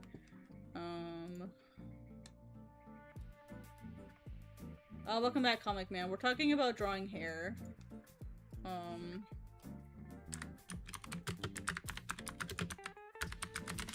The thing is with hair is you have to simplify it, because you can't draw every single hair. You can't. And so it helps if you can sort of partition it into different chunks. I don't think I have the specific tutorial here, but let me see if I can Google it right quick. The one that like really helped me sort of understand it.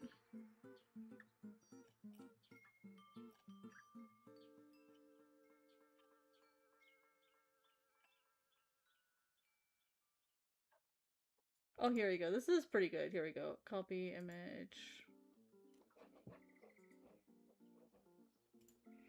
So, Word. So the idea here, you see like the difference here, in this tutorial. This isn't my favorite tutorial, but it gets the point across. Like, the hair doesn't just go straight down. It comes in chunks. Right? So like, here's one. You know, this, and then we have a second one that's kind of sitting in here, sort of like this middle chunk, right? And then if you have longer hair, you can actually see it better here. Here's the sort of middle bit here. We have our red bit here. And then we have this sort of back that comes down. But it all comes from a origin point, which is what I was talking about with Loyae and Aros. And it sort of, and everyone's hair parts a little bit differently, which is why it's kind of hard. And it depends on hair texture as well. You know, for example, like African hair, especially is very, very different than like, say, like, you know, like Caucasian hair. Like my hair is very, very flat. Like this girl's hair is my hair. It's very, very flat. It's very, very fine. It doesn't hold a lot of texture to it. It doesn't, hey J-Ho, what's up? And so, yeah, hair is its own beast. And so, let's see, so the thing is, I inked the outline of the hair fine,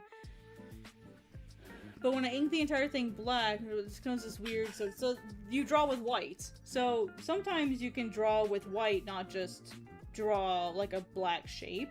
Sometimes people do that, like, Goku is a really good character, as like an example. He's got all these cool different shapes in his hair, but a lot of times you can see, like, white lines drawn in to sort of help define the shape of the hair. So, like, I did that with,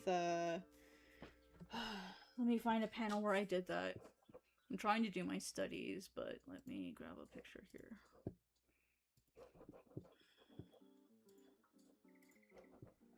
So, like, this is an example here where technically Aros's hair is black, but I ended up putting in, like, I did like a gray tone. This isn't the final version of this image, it's actually drawn better somewhere else. Let me grab that instead. So, and this is what I meant by trying to understand light. Sometimes it's better to draw with white than to try to leave in white spaces to show light if something is black. You know, in that case, you're putting in like the flat pattern, and then you're painting where the light is. And in some cases, you just have to loosely define the shape, not necessarily worry about. Let me get this open really quick. I'm trying to like talk and work at the same time, and it's not working. No, it's okay. No, this is stuff that I do all the time. I mean, this is literally a study session, so it's okay. It's fine. I'm trying to think of a good example to show you. Like, where do I show this? Oh, yes, that's a really good page for that. So this last page is a pretty good page for this, just to kind of show you what I mean.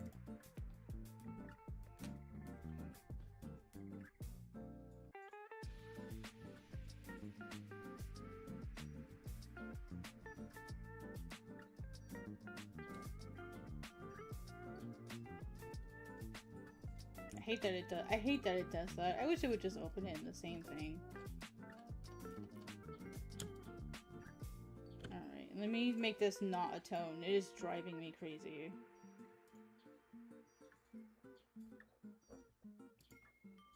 Clip Studio, please. Please, please, just do the thing.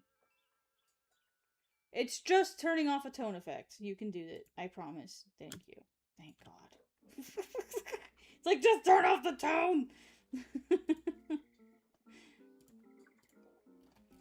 It's not that hard. Apparently it is.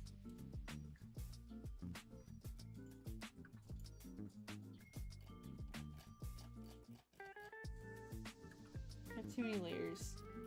I still have too many layers. I've always had this problem. I've had too many layers. There we go. Okay, now it's a little bit easier to look at. Okay. So, in here, you can see that Aris's hair is black, right? And so what I did is I just painted in some white lines. That's literally all I did, was I painted in some white lines.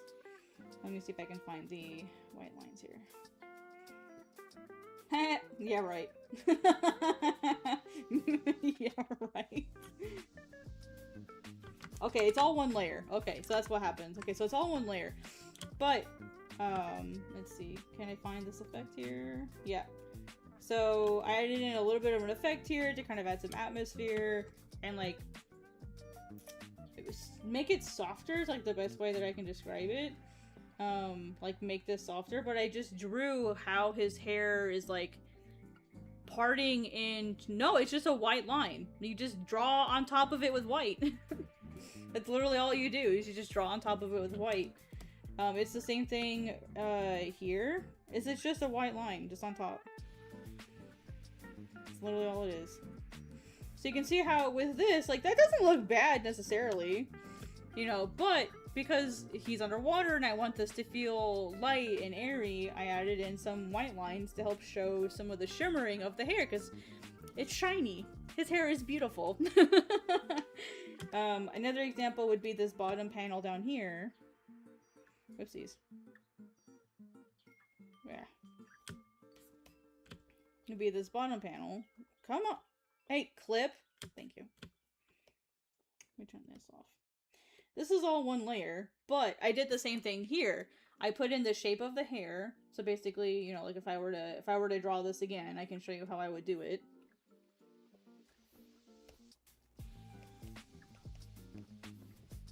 Whoa. You know, I would go in, blah, blah, blah, blah.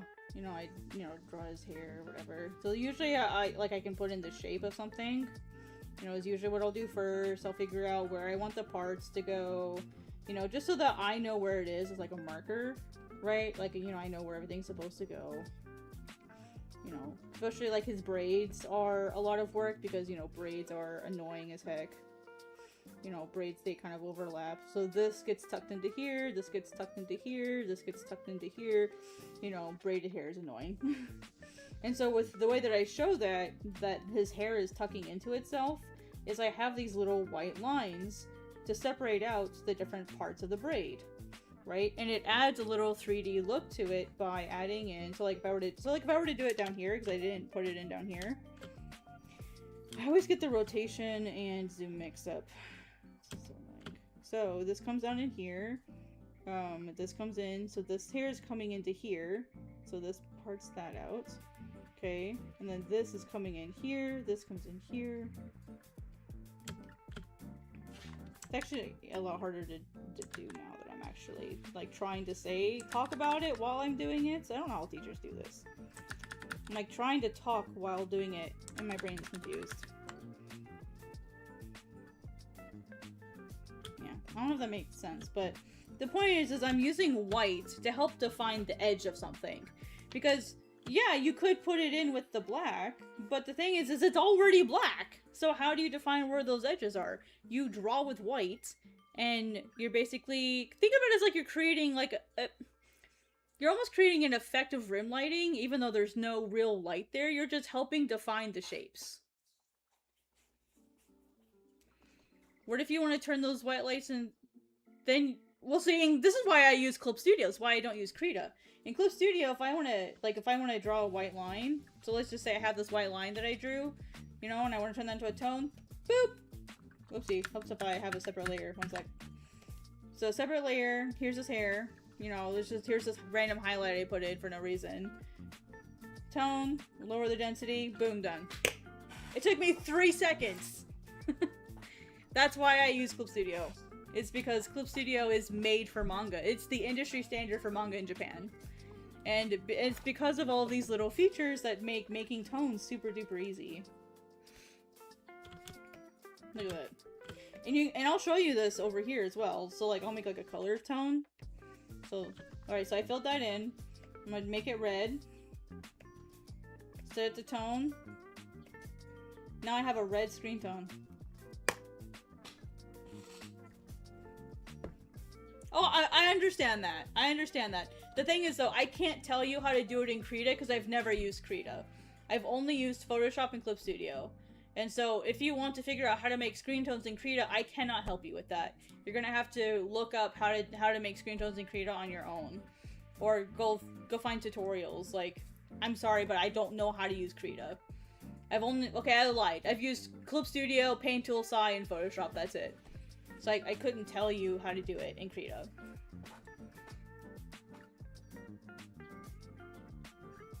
You don't want to be making every single dot by hand. You do not want to be doing that. So in that sense, I can't really help you. So your alternative is you can do everything in black and white and then just use straight up grays, because here's the thing, if you're going to be posting online, you need to be using grays anyway. You should not be using screen tones to post digital stuff, like, you know, like on Webtoon or Manga Plus Creators or Days Neo or Global Comics or wherever you're posting it. You should not be using tones. You should be using grays to begin with. You should only be using screen tones if, one, the contest or publisher or whatever asks for it, or you're going to print. That's the only time screen tones are actually helpful. Other than that, it's more like, I want the aesthetic, I want the texture, but the problem is it's going to make your stuff look bad. Because of the way that, you know, tones work and LPI and, you know, resolution and it changing sizes depending on what screen it's viewed on and what device it's viewed on. Like, screen tones are gonna look crappy, even if they look good on your screen. Yeah. Okay, yeah, GIMP is also free, so, you know, that's a great option. But...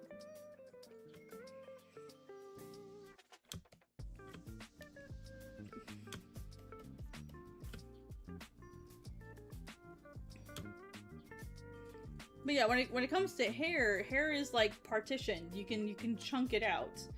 And then all you're really doing is you're adding a white line to help show like where that chunk ends or starts. You don't want to overdo it, right? Like sometimes I overdo it, but you know, you can always take it back, right? Yeah, for sure, you're welcome. Glad I could help. Anyway, J-Ho, what are you up to? I see you've been working on some stuff too. J-Ho's a long-term friend of mine.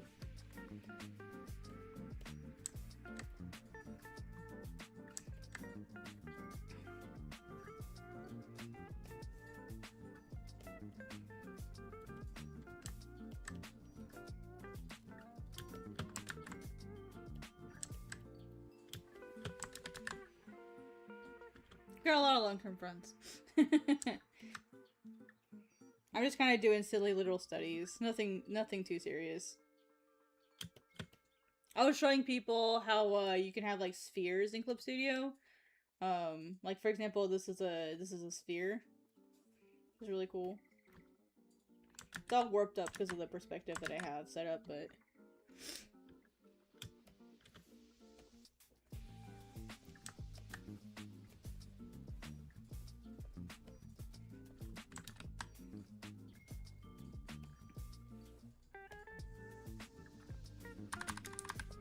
yeah, for sure, absolutely. Happy to help.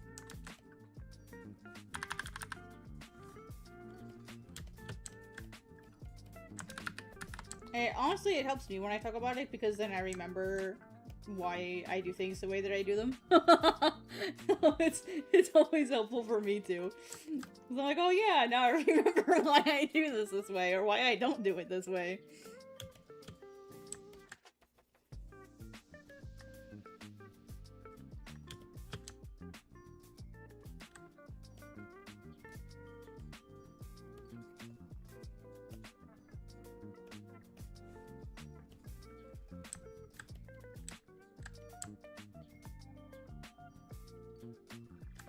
Why can't I get the freaking gray?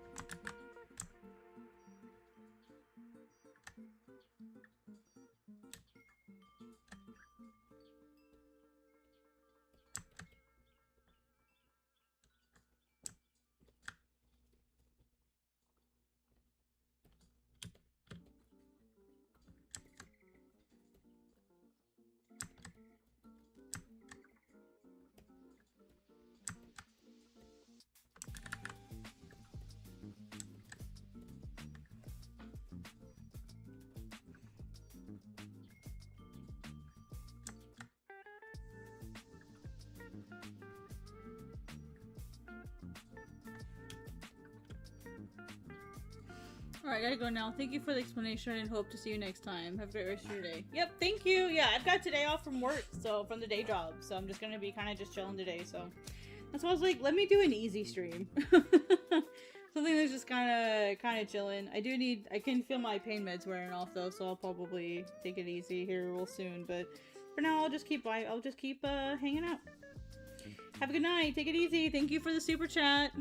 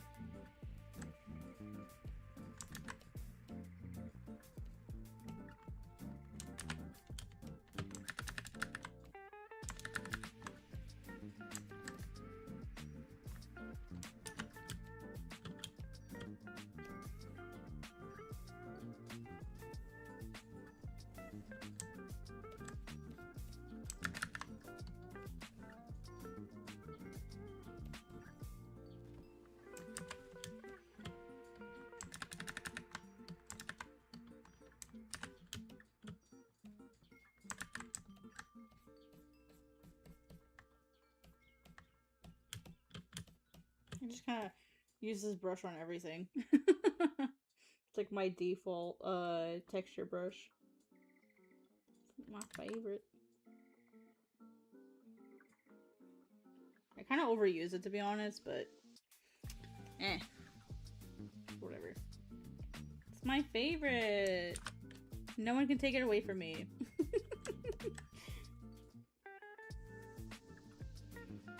My precious.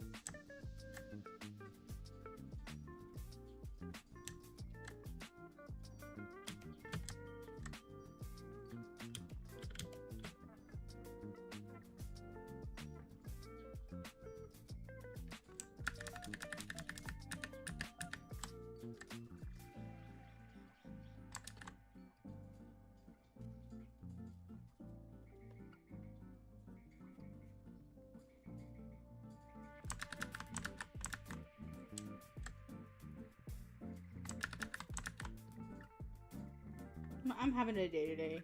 Damn.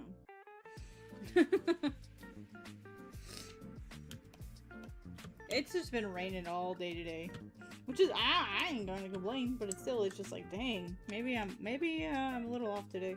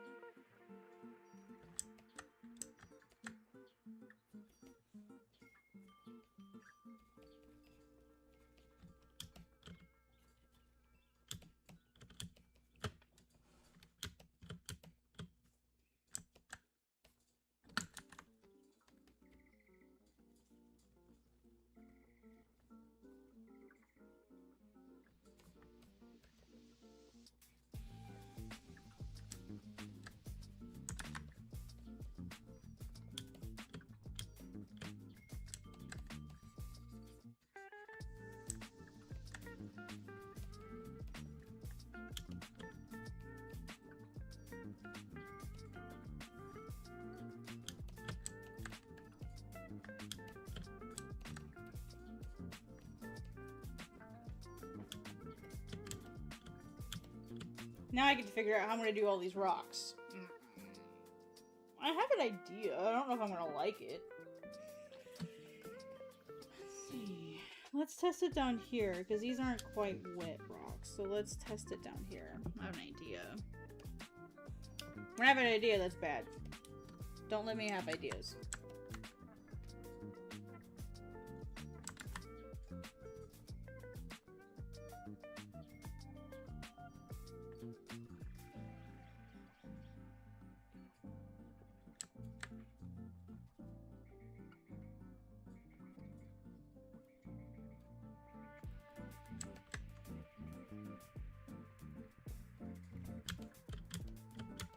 That might work, but that's gonna take forever. I don't want to do that.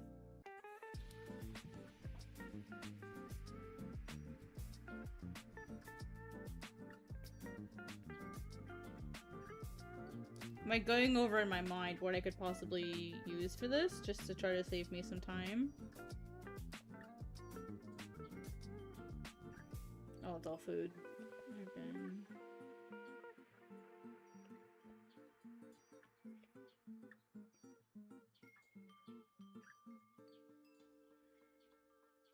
I don't even know what brush this is.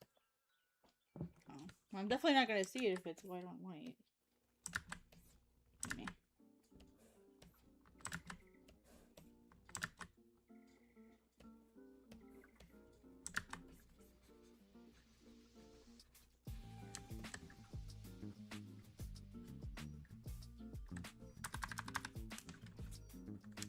Might just have to really layer something.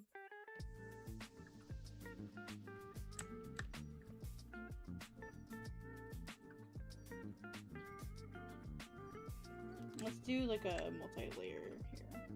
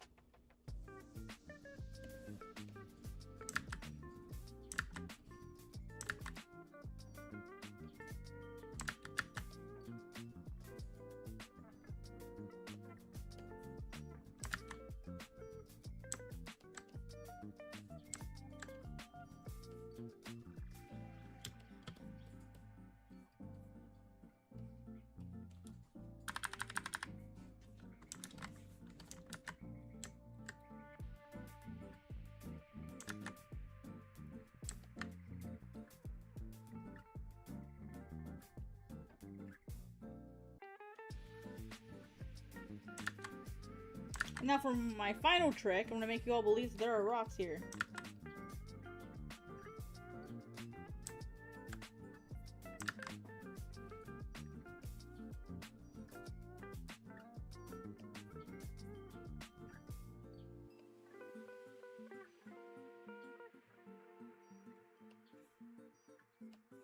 I'm gonna try.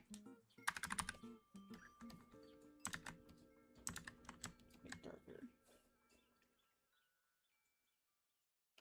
Let me try something really crazy. Let me see.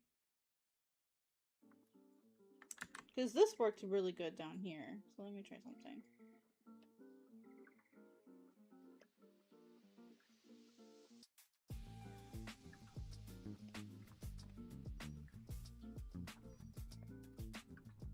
Yeah? And that's where a lot of my brushes are. Like, if people are like, oh my gosh, Recorms, you have so many brushes. Yes, but like, that's kind of the point of why I have some of these. Is they're not meant to be, like, final brushes or anything.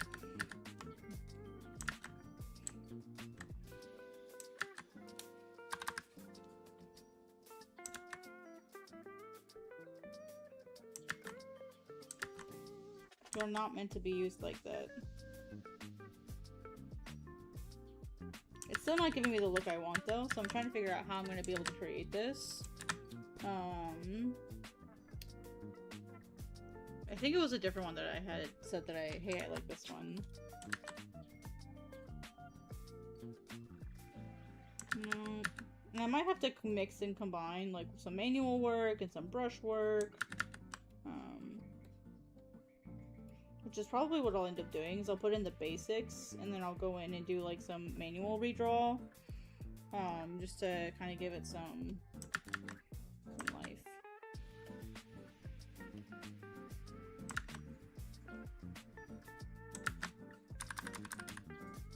So at least this will put in the basics for me.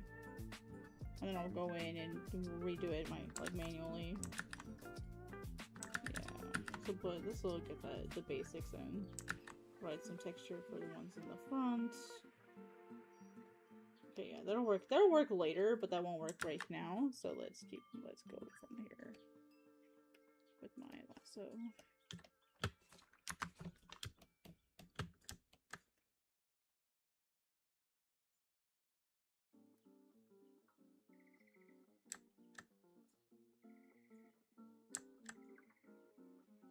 So all I'm trying to do is just suggest what's here. I don't have to draw every single rock. I just have to suggest the texture, right?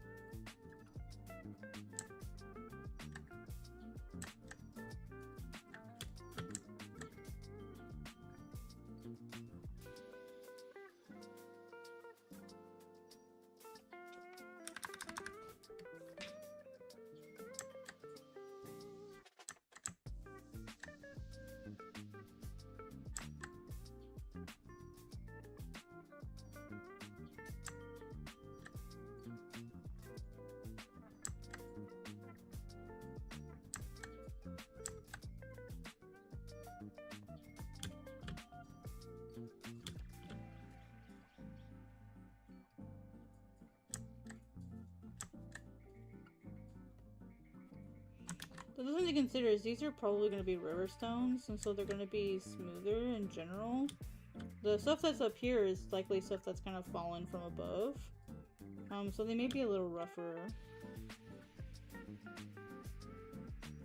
But the stuff down here is going to be smoother. Most likely. No, not necessarily, but...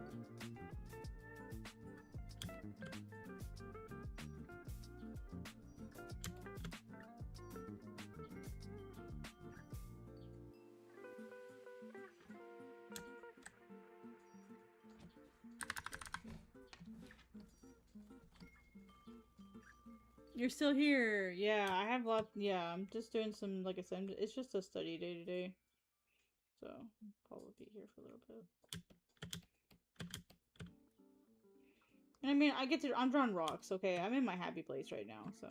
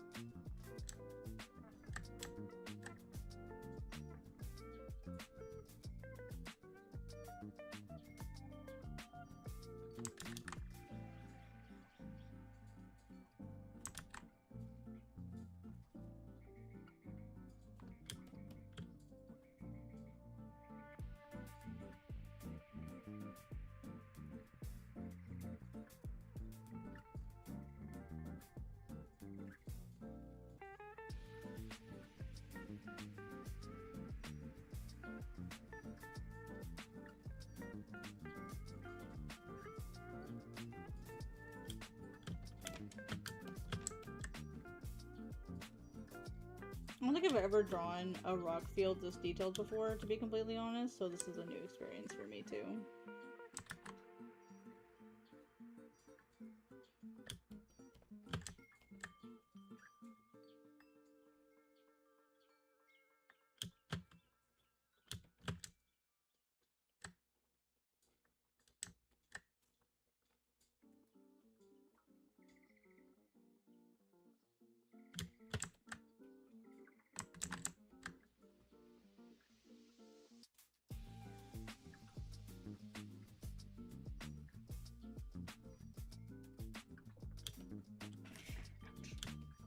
So, yeah. What's everyone else working on today? Anyone else working on any manga, or projects, or comics, or like anything else? Or other errands, maybe? Other things on your to-do list?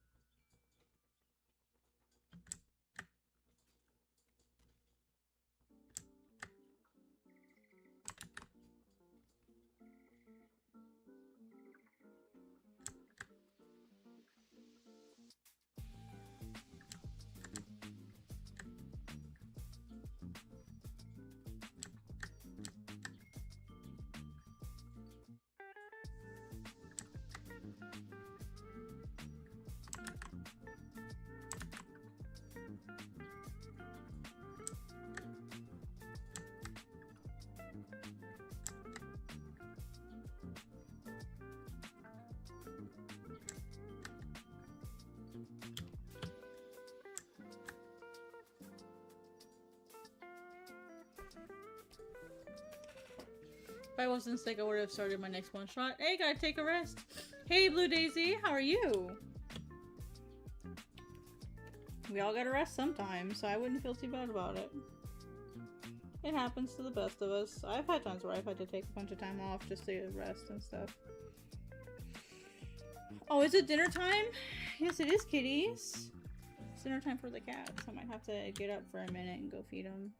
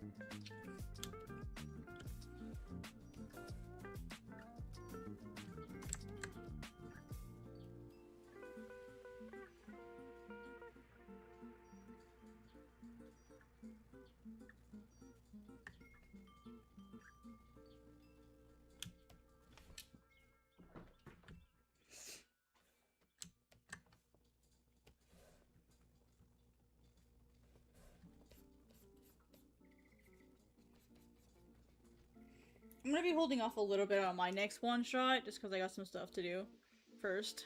Gotta get caught up on some assistant work and, you know, all those fun things.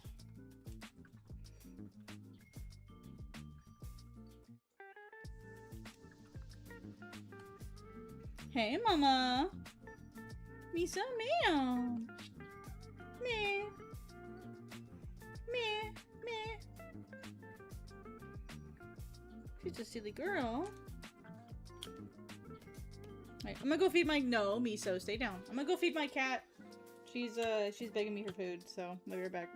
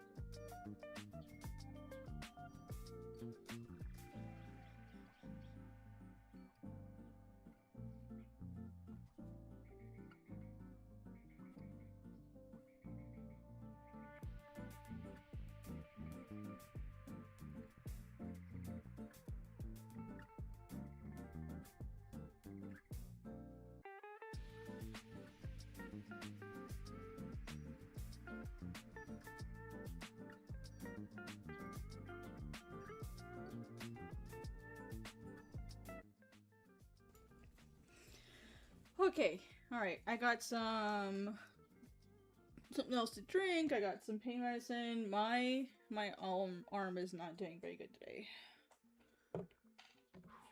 So I took some medicine. Hopefully it'll calm down. So I can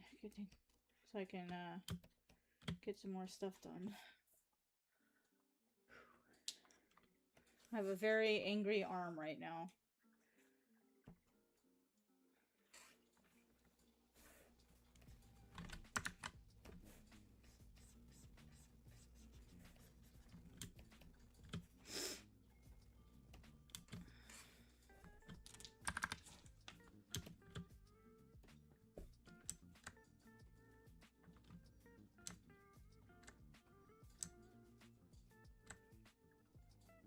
How many times do I have to select the color gray?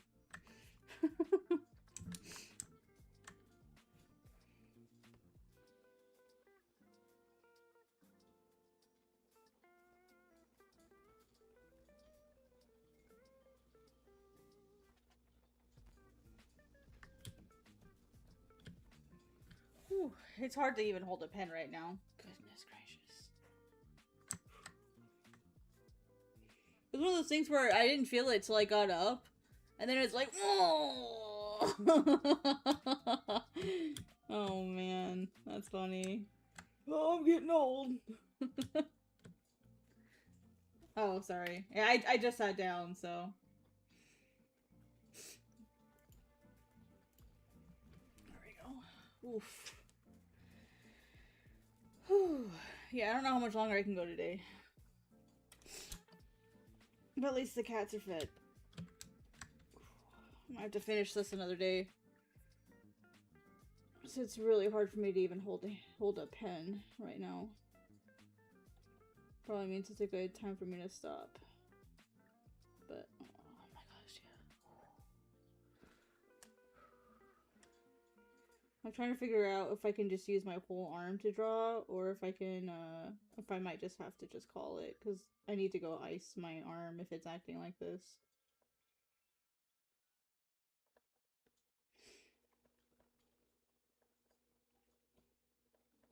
If anyone doesn't know, I injured it many years ago. When I was, making the original Onami, one-shot for the Jump Tessica contest. I had actually dislocated my elbow, and I damaged the ulnar nerve, the ulnar as in ULNAR. I damaged it permanently, and so every once in a while, my arm decides to throw a hissy fit. The majority of the day. Usually it's on like really rainy days, or like a high humidity day, or if I'm stressed, or maybe I just slept wrong, which is usually what happened. I usually just didn't sleep in the right position or something. Yeah, it just decides it's because it's like, you know what? It's like, you know what? I don't like you today. And so usually I have to go a bit lighter on those days. And so I try to minimize how much my arm moves. And I try to move... Fuck, it hurts. Trying to... Yeah. So yeah, I'm gonna minimize my drawing today. It was fine until maybe about 10 minutes ago. Yeah, I wrote about that in the diary series. And so it's just one of those things that I live with now, that I did to myself.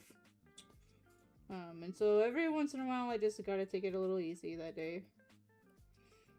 But I'll do what I can, you know, like I'm having a lot of fun today, so I don't want to stop, but... So I took my, my pain medicine that's, like, specifically for that. Hopefully my body will chill out. That's kind of what I'm hoping, is that if I just wait it out maybe 10 minutes, I'll be, like, wait for the medicine to kick in, I'll be fine.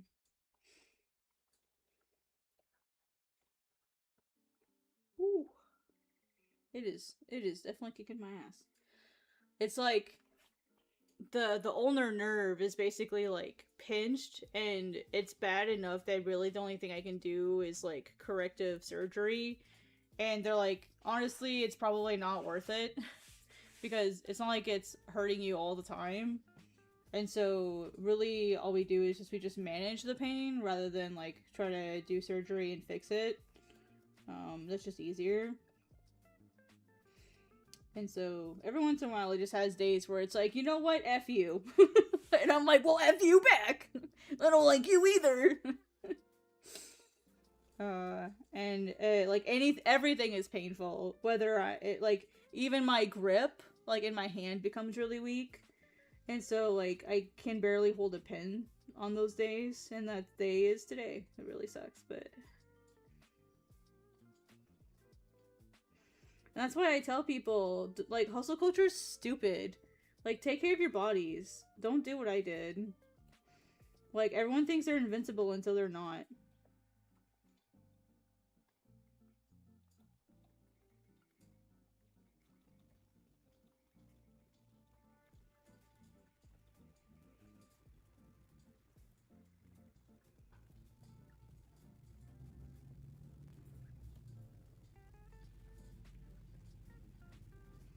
What are you doing? What are you doing? What? Oh my god, guys, I'll be right back. Oh my gosh, I'll be right back. Be right back.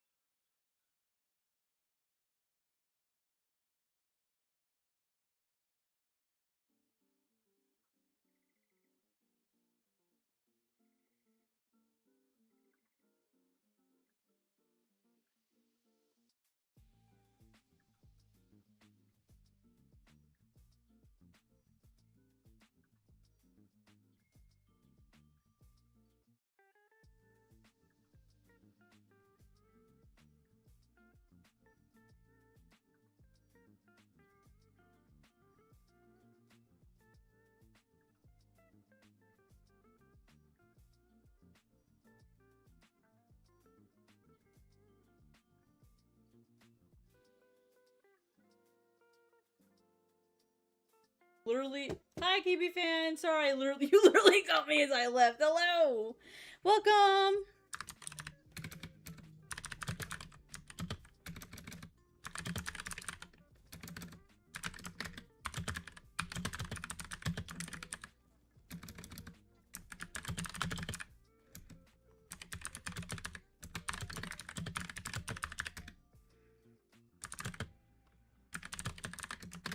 How are you, QB fan? I haven't talked to you in a while. Hey guys, for everyone on YouTube, we just got raided. Hi everybody, my name's Art Crumbs. I make manga mostly. I'm actually just doing some chill studies today. Kind of taking it easy, but I can show you guys some of my manga work if you give me a second. Let's see. I'm currently working on something called Godsbane, but most people know me for the work that I did with Viz Media, which is my Onami one shot. So let me bring that up really quick. I can even bring it up for you. I've got the file right here, so just give me a second. Whoopsies. I hate when I do that by accident. The original OG pages. Let me just get the file here. I'm literally in the middle of preparing the print version, so yeah, if you want to, I can grab a Twitch link for everybody. So, but yes, thank you for the raid, guys. You were laid off for the second time with it. Oh my gosh, really? I'm so sorry, bro. That sucks. If it makes you feel any better, I was laid off in April. So, I know I can empathize. It sucks, dude. It sucks. It's so scary, too. Man, I'm sorry. I went through that in April, and it's scary. But yeah, so let me go over Onami really quick. So Onami is a one shot series that I did with Viz Media about 2 years ago. It was a story that I had done back in like 2020 just for like the Jump Tezuka contest. And unfortunately, I ended up meeting Viz Media at a portfolio review, and an editor named Hisashi Sasaki. If you know your manga well enough, he happens to be the character in Bakuman that like the folks are like trying to, like the main characters are trying to impress so they can get their stuff published. Well, he's based on a real person, and that's my editor at Viz Media now. So like if you know the Bakuman guy, like that's my editor, but the real one. And so he helped me with this, and it's a story about a man like made from clay who wants to like be a better fighter and magic and stuff, and so he ends up meeting the god of the sea and he trains with her. But she's not all she appears to be. She holds back from him, but she says, "Hey, like I'll let you join my ranks, you know, like my ranks of warriors, if you can climb the tower and beat every single warrior, get all the way to the top, and I'll let you join." So that's kind of what he does. But yeah, it's a really fun, like little one shot, and now I'm making a print version of it for myself because unfortunately I did not get serialized. Onami didn't. So I have to start over with a new one shot. I have to start completely over, which kind of sucks, but it is what it is. And so I have this one that I'm currently working on getting the print edition ready for. And it'll have the full original one shot that I did with Viz. It'll have some concept art in the middle, and then it'll also have some like the original storyboards that got me approved in the first place. I'm really excited about that. And then this is God's Bane. This is a story I've been working off and on for for a really long time. And I'm currently in the middle of moving pages around and moving panels around. That's why you may see that this panel has been duplicated because I'm moving stuff around right now. But it's like my personal series, and I have finally found a home for it. I'm really excited to get to share that specific news later. I'm really excited that I finally get to finish it. Like, actually move forward with it. I'm super duper excited about it. As you can see, I really love drawing backgrounds. I think I like drawing backgrounds more than I like drawing characters. You know, this one was really, really fun. I gotta edit some stuff in here, but I'm not quite done yet. But I really love doing backgrounds and stuff. This is Aros, he's the main character, so... but yeah, backgrounds, I love them. I really love drawing backgrounds. And that's what I was doing earlier today, is I was doing some studies for some environments. I did this one earlier today. I think I did this one maybe like an hour, just like a really quick little deal.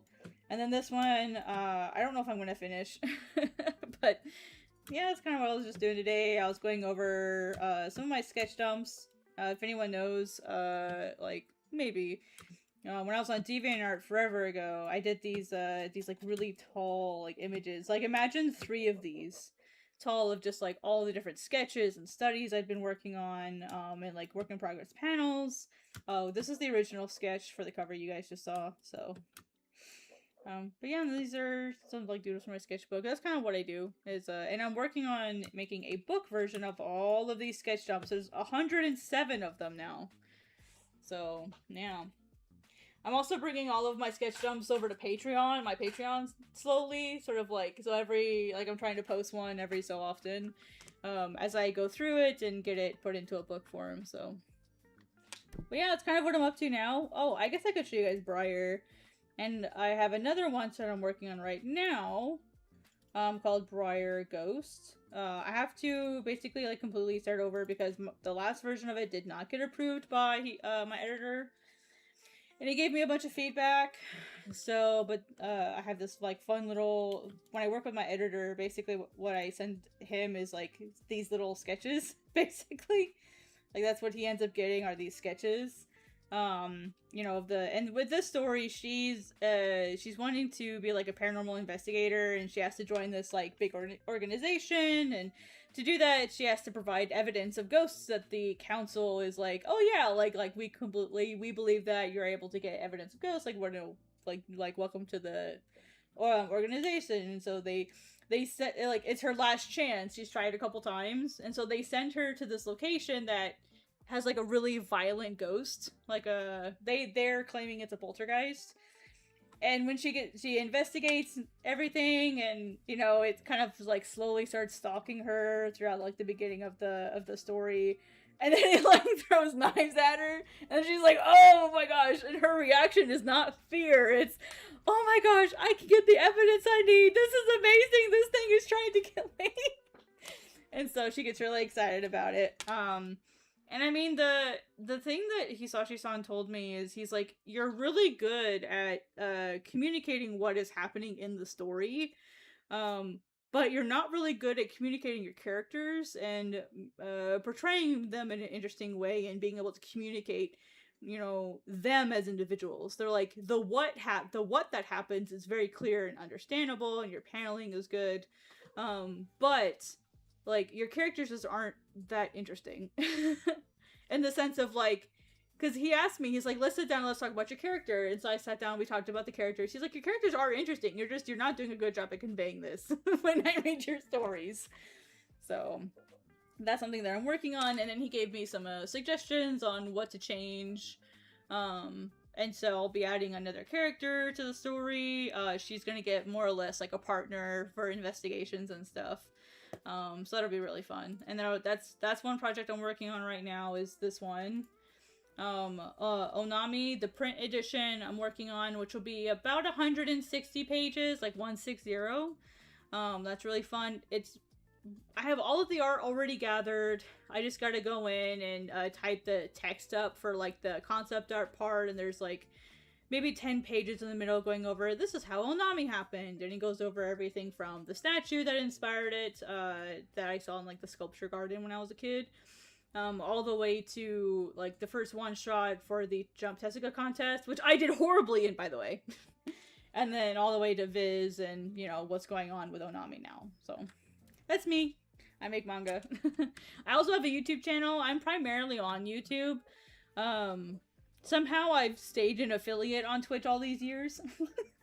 Somehow. And so I was like, now that we can do simulcasting as an affiliate, like, let's do it.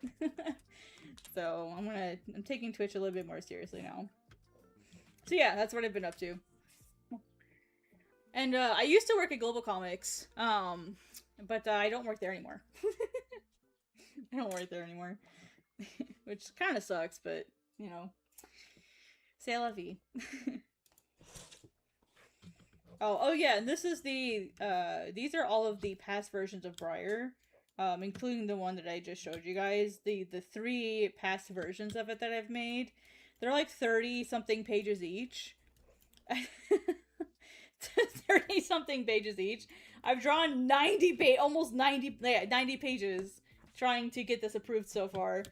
And I don't get paid until I turn in the final pages. And so all of this like sketches stuff is basically like, I'm basically doing it like for free, hoping that one day he'll say yes. And then I can finish the pages. And then when I hand in the final pages, then I get paid. And so, but I mean, it's really fun. Like, I get to work with like a crazy level editor, you know, like Hisashi Sasaki, right? And then, I've had a couple people at, Kodansha, like, express interest in my work as well. I can show you my YouTube channel really quick, so let me, it's just easier to show you guys rather than, like, tell you, so let me grab my channel really quick. So...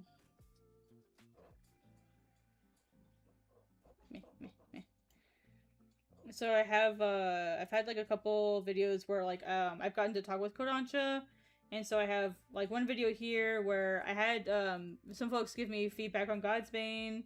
I do like a little bit of like some tutorials and stuff, and then I actually got to have Kodansha go over, Onami, which is the manga I was just talking about, the one I did with Viz. And I had to like send in, the manga that I wanted to have reviewed, and then they only picked like 50 people of all the people that made submissions, and they invited us to New York City to get Mochi Komi with an editor, which was really fun, and so I made a video about that too. So yeah, I just manga is what I do, manga stuff. Yay. Anyway. Wah! Anyways. So yeah. I promise I'm interesting. Just a little weird.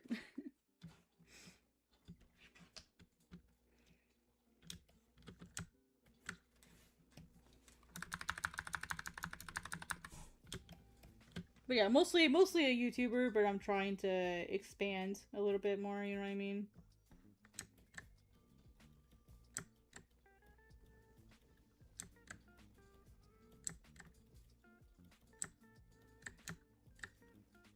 Woo.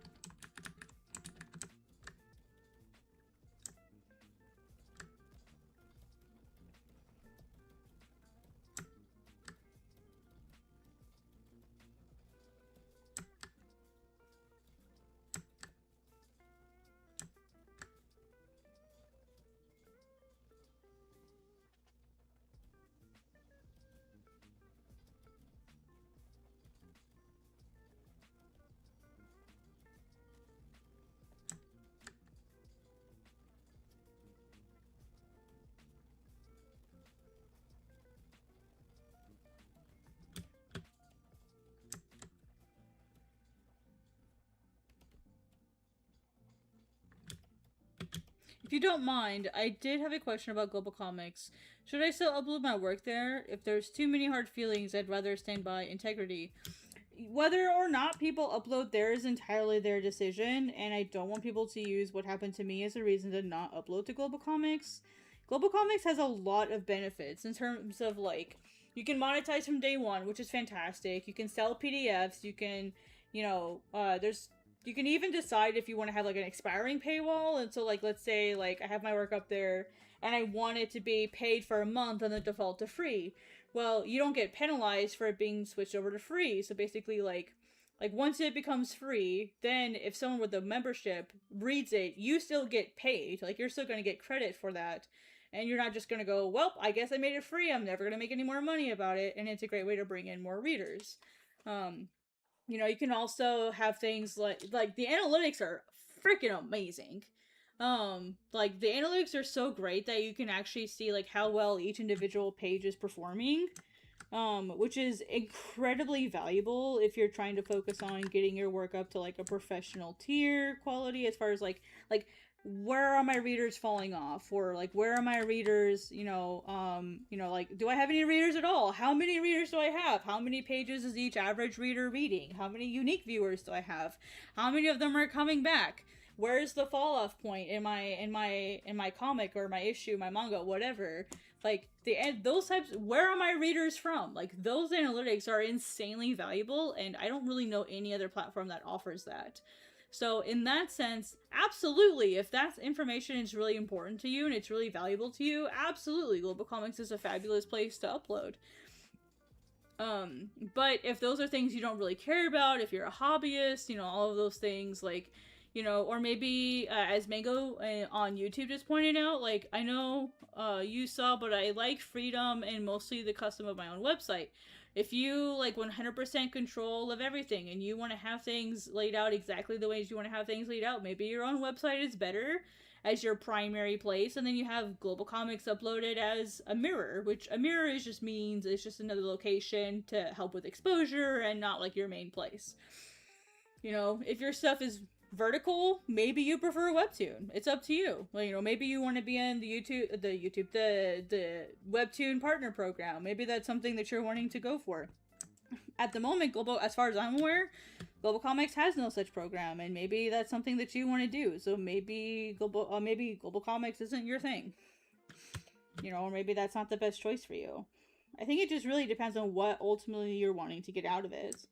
And I don't want people to use, like, my for lack of a better phrase, fallout with Global Comics, in the sense of, like, I don't work there anymore. I don't want people to use that as a reason not to post there anymore.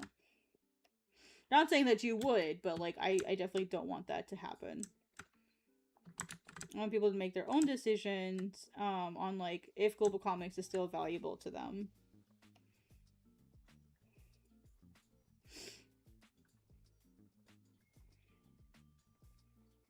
you know, and for me with my situation, because of like Godsbane getting a home somewhere, I don't know if I'll be uploading to Global Comics anymore. Just it's gonna depend on how like my stuff with Godsbane goes. And like, you know, if I want to be taking traffic away from the folks that are going to be working with me. Oh yeah, yeah, and that's one of the downsides of having your own website, is Mingo just pointed out on YouTube that it costs money to have your own website, and it also is a huge time investment as well, especially if like you're doing it all by yourself, or maybe you just don't know a lot about YouTube. You don't know a lot about websites, which I am that person. I don't know a whole lot about it, so for me it would be a massive investment to get that to a point where I can actually use it. You know what I mean?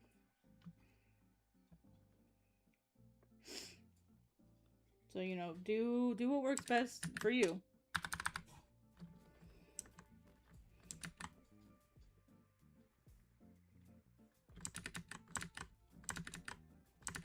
And I'm still waiting to see if, you know, Global Comics still makes sense for me with like the future of my stuff. So, and time will tell for that for me. Time will tell. Whew. I just realized I lost my reference.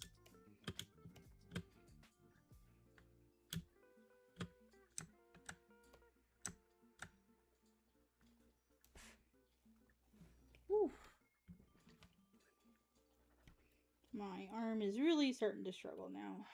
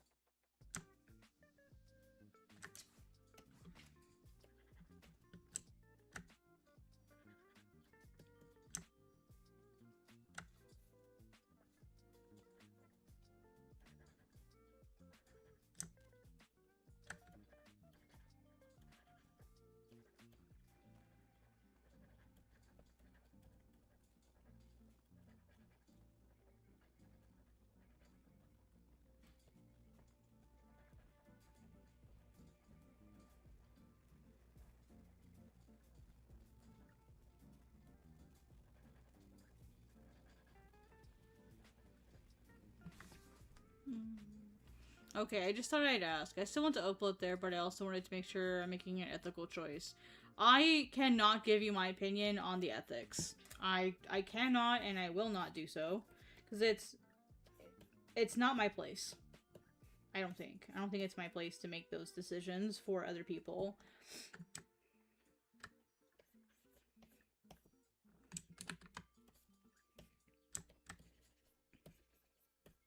I don't feel comfortable making that choice for you.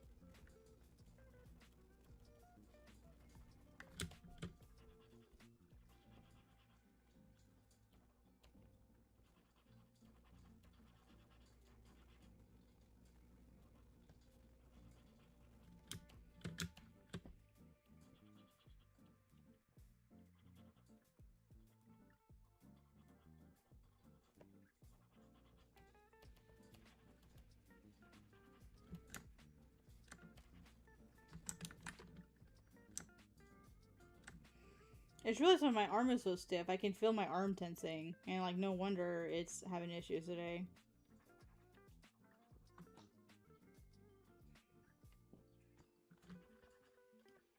How many hours? Okay, we're at 3 hours now, so I'll probably wrap it up.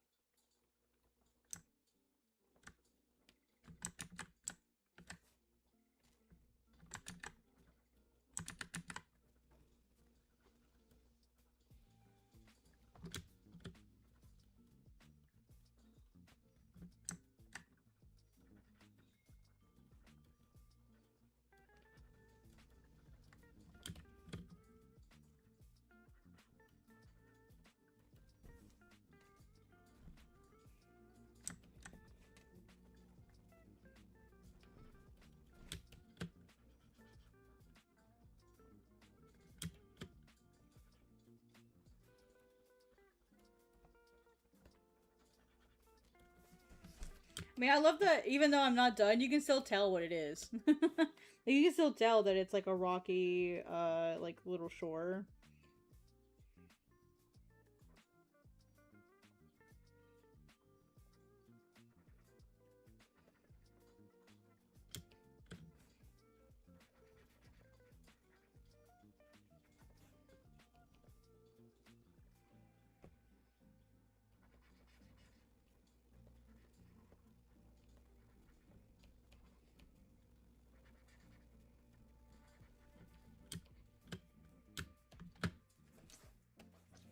See if I can add some custom brushes to kind of help this move a little quicker.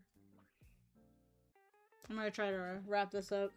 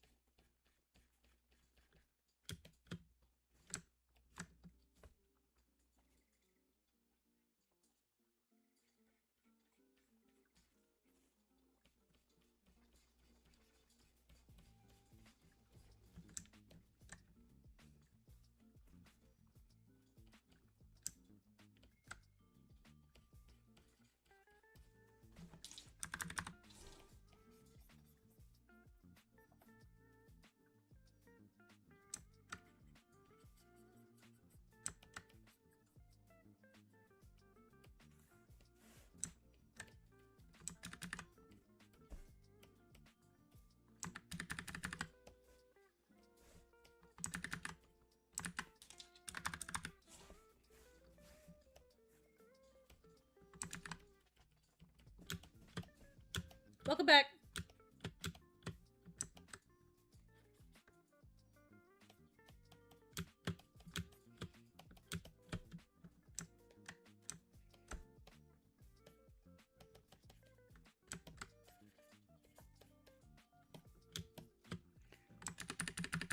Yeah, I'm not gonna get to finish this. My hand is really starting to hurt now. Or my arm is. Fuck. It's annoying. It's so agitating. I'm just trying to live.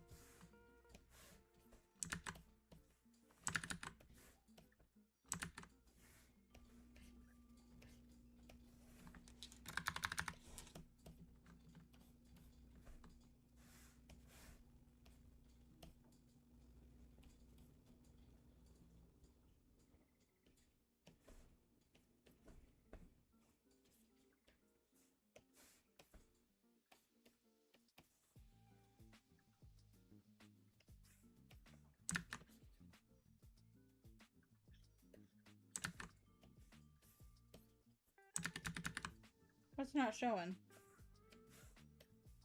That's weird.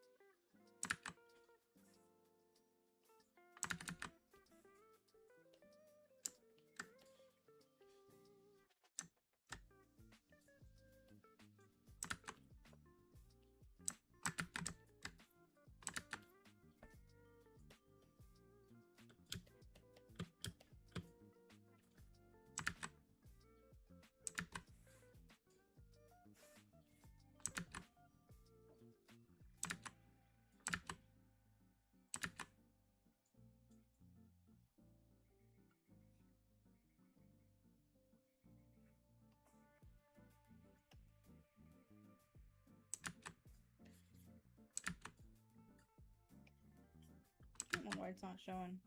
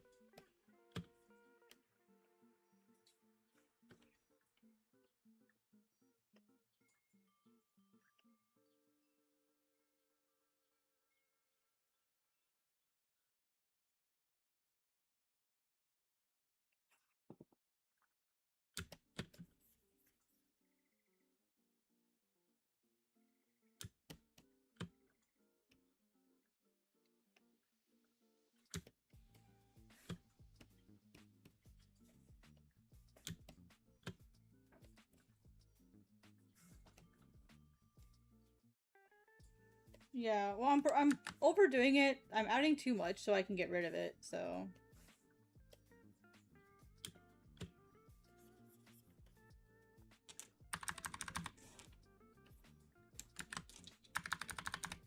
Because most of this I'm just gonna get rid of. Oh, now my arm's hurting.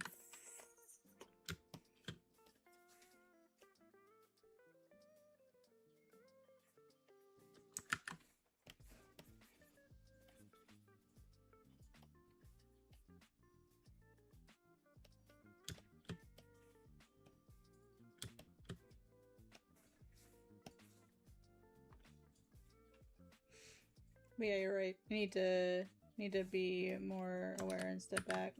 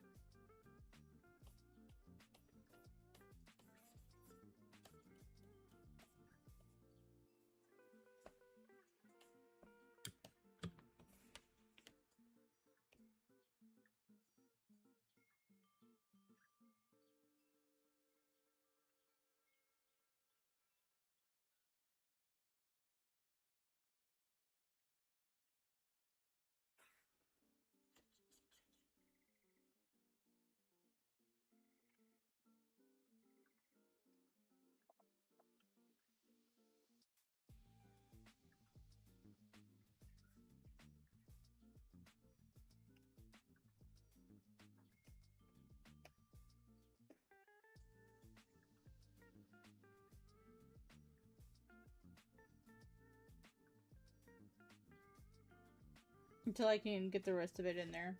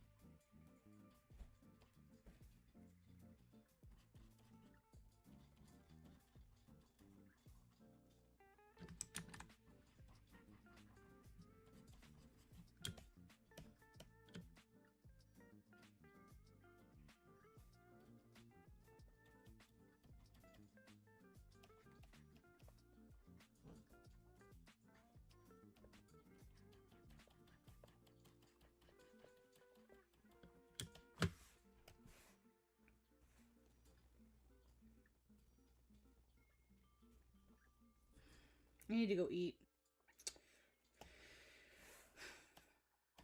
There'll be some bushes somewhere in here's when I come back and do it. So this will be a work in progress for sure, but it'll be somewheres in theirs. These will come in here somewhere. Something like that when I come back. This is a very thin line here. Something like that.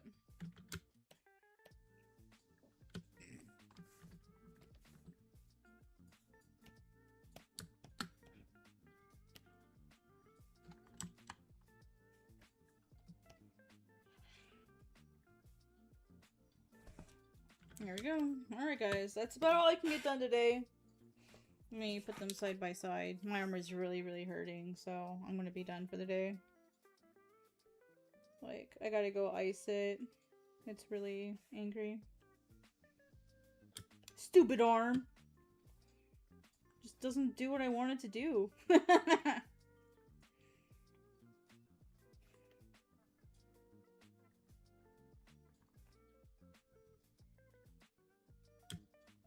Trying to like... There we go. Not awful. I mean, I see that the slope of the rocks is too high now that they're next to each other.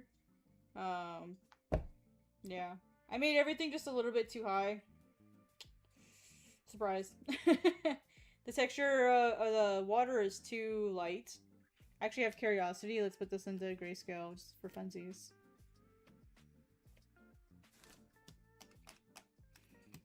Yeah, the water is supposed to be a lot darker. But we're getting there.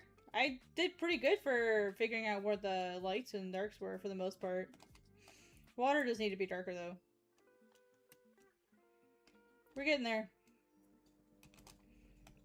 Maybe I'll finish it, maybe I won't. So, do you think I could achieve a similar effect with less texture brushes? I mean, that's up to you. If you don't want to use texture brushes, you don't have to. I mean, there are people that do incredible things with just fine liners. You know, what's his name? Inoue Takehiko, Vagabond. His stuff is freaking fantastic, and it's all analog, as far as I'm aware. It's all analog. And he does incredible things. So I encourage you to look at Vagabond if you haven't yet. To be able to like look at those absolutely beautiful backgrounds. And just see like what he really does. Like that is what I would love to be able to get to at some point, is like his level of I don't need these extra brushes. And so part of the reason why I don't really mind using those brushes, even though that's my goal, is because I'm learning how to see things. And, like, the first step to learning how to draw something is being able to look at it. Right? That's why studies are so important. That's why you need to learn how to do these things. And, you know, it's not necessarily a bad thing in the interim to use custom brushes as long as you make time to do those studies. right? Like, I ain't got time to draw every single rock. And so I need to learn how to do that quicker, and I need to learn how to see better, and I need to learn how to figure out, like, be able to say, hey, I need this, but I don't need that. So that would probably be a really good thing for me. Like, a next step for me is to go do some studies from Vagabond. Because they have similar environments in Vagabond. So that would be a really good thing, is for me to go read through it and maybe go find a couple panels and go redraw those panels and see how he handles the same textures. So yeah. Hope that was helpful to you guys. I'm going to go rest. I need to go ice my arm, like, seriously. It's, like, really starting to hurt. And my hand is really getting weak. I'm struggling to hold my pen still. But I'm gonna go get some rest. I will see you guys later. Take it easy. I'll try to be back tomorrow. I know for sure I should be able to stream tomorrow, but Tuesday, probably not. Because I have to, I work 1 to 10 on Tuesday, and normally I start streaming at 12. And so I might just skip Tuesday. And then come back on Wednesday. But hopefully I'll be able to see you guys tomorrow with some more stuff. So I should get feedback from the mangaka tonight. And if there's any edits I need to make to the assistant work I did yesterday, I'll be working on that. So I'll see you guys later. Love you. Thank you so much for coming. Bye! Don't forget to like and subscribe to not miss out on my future streams and videos. Adios.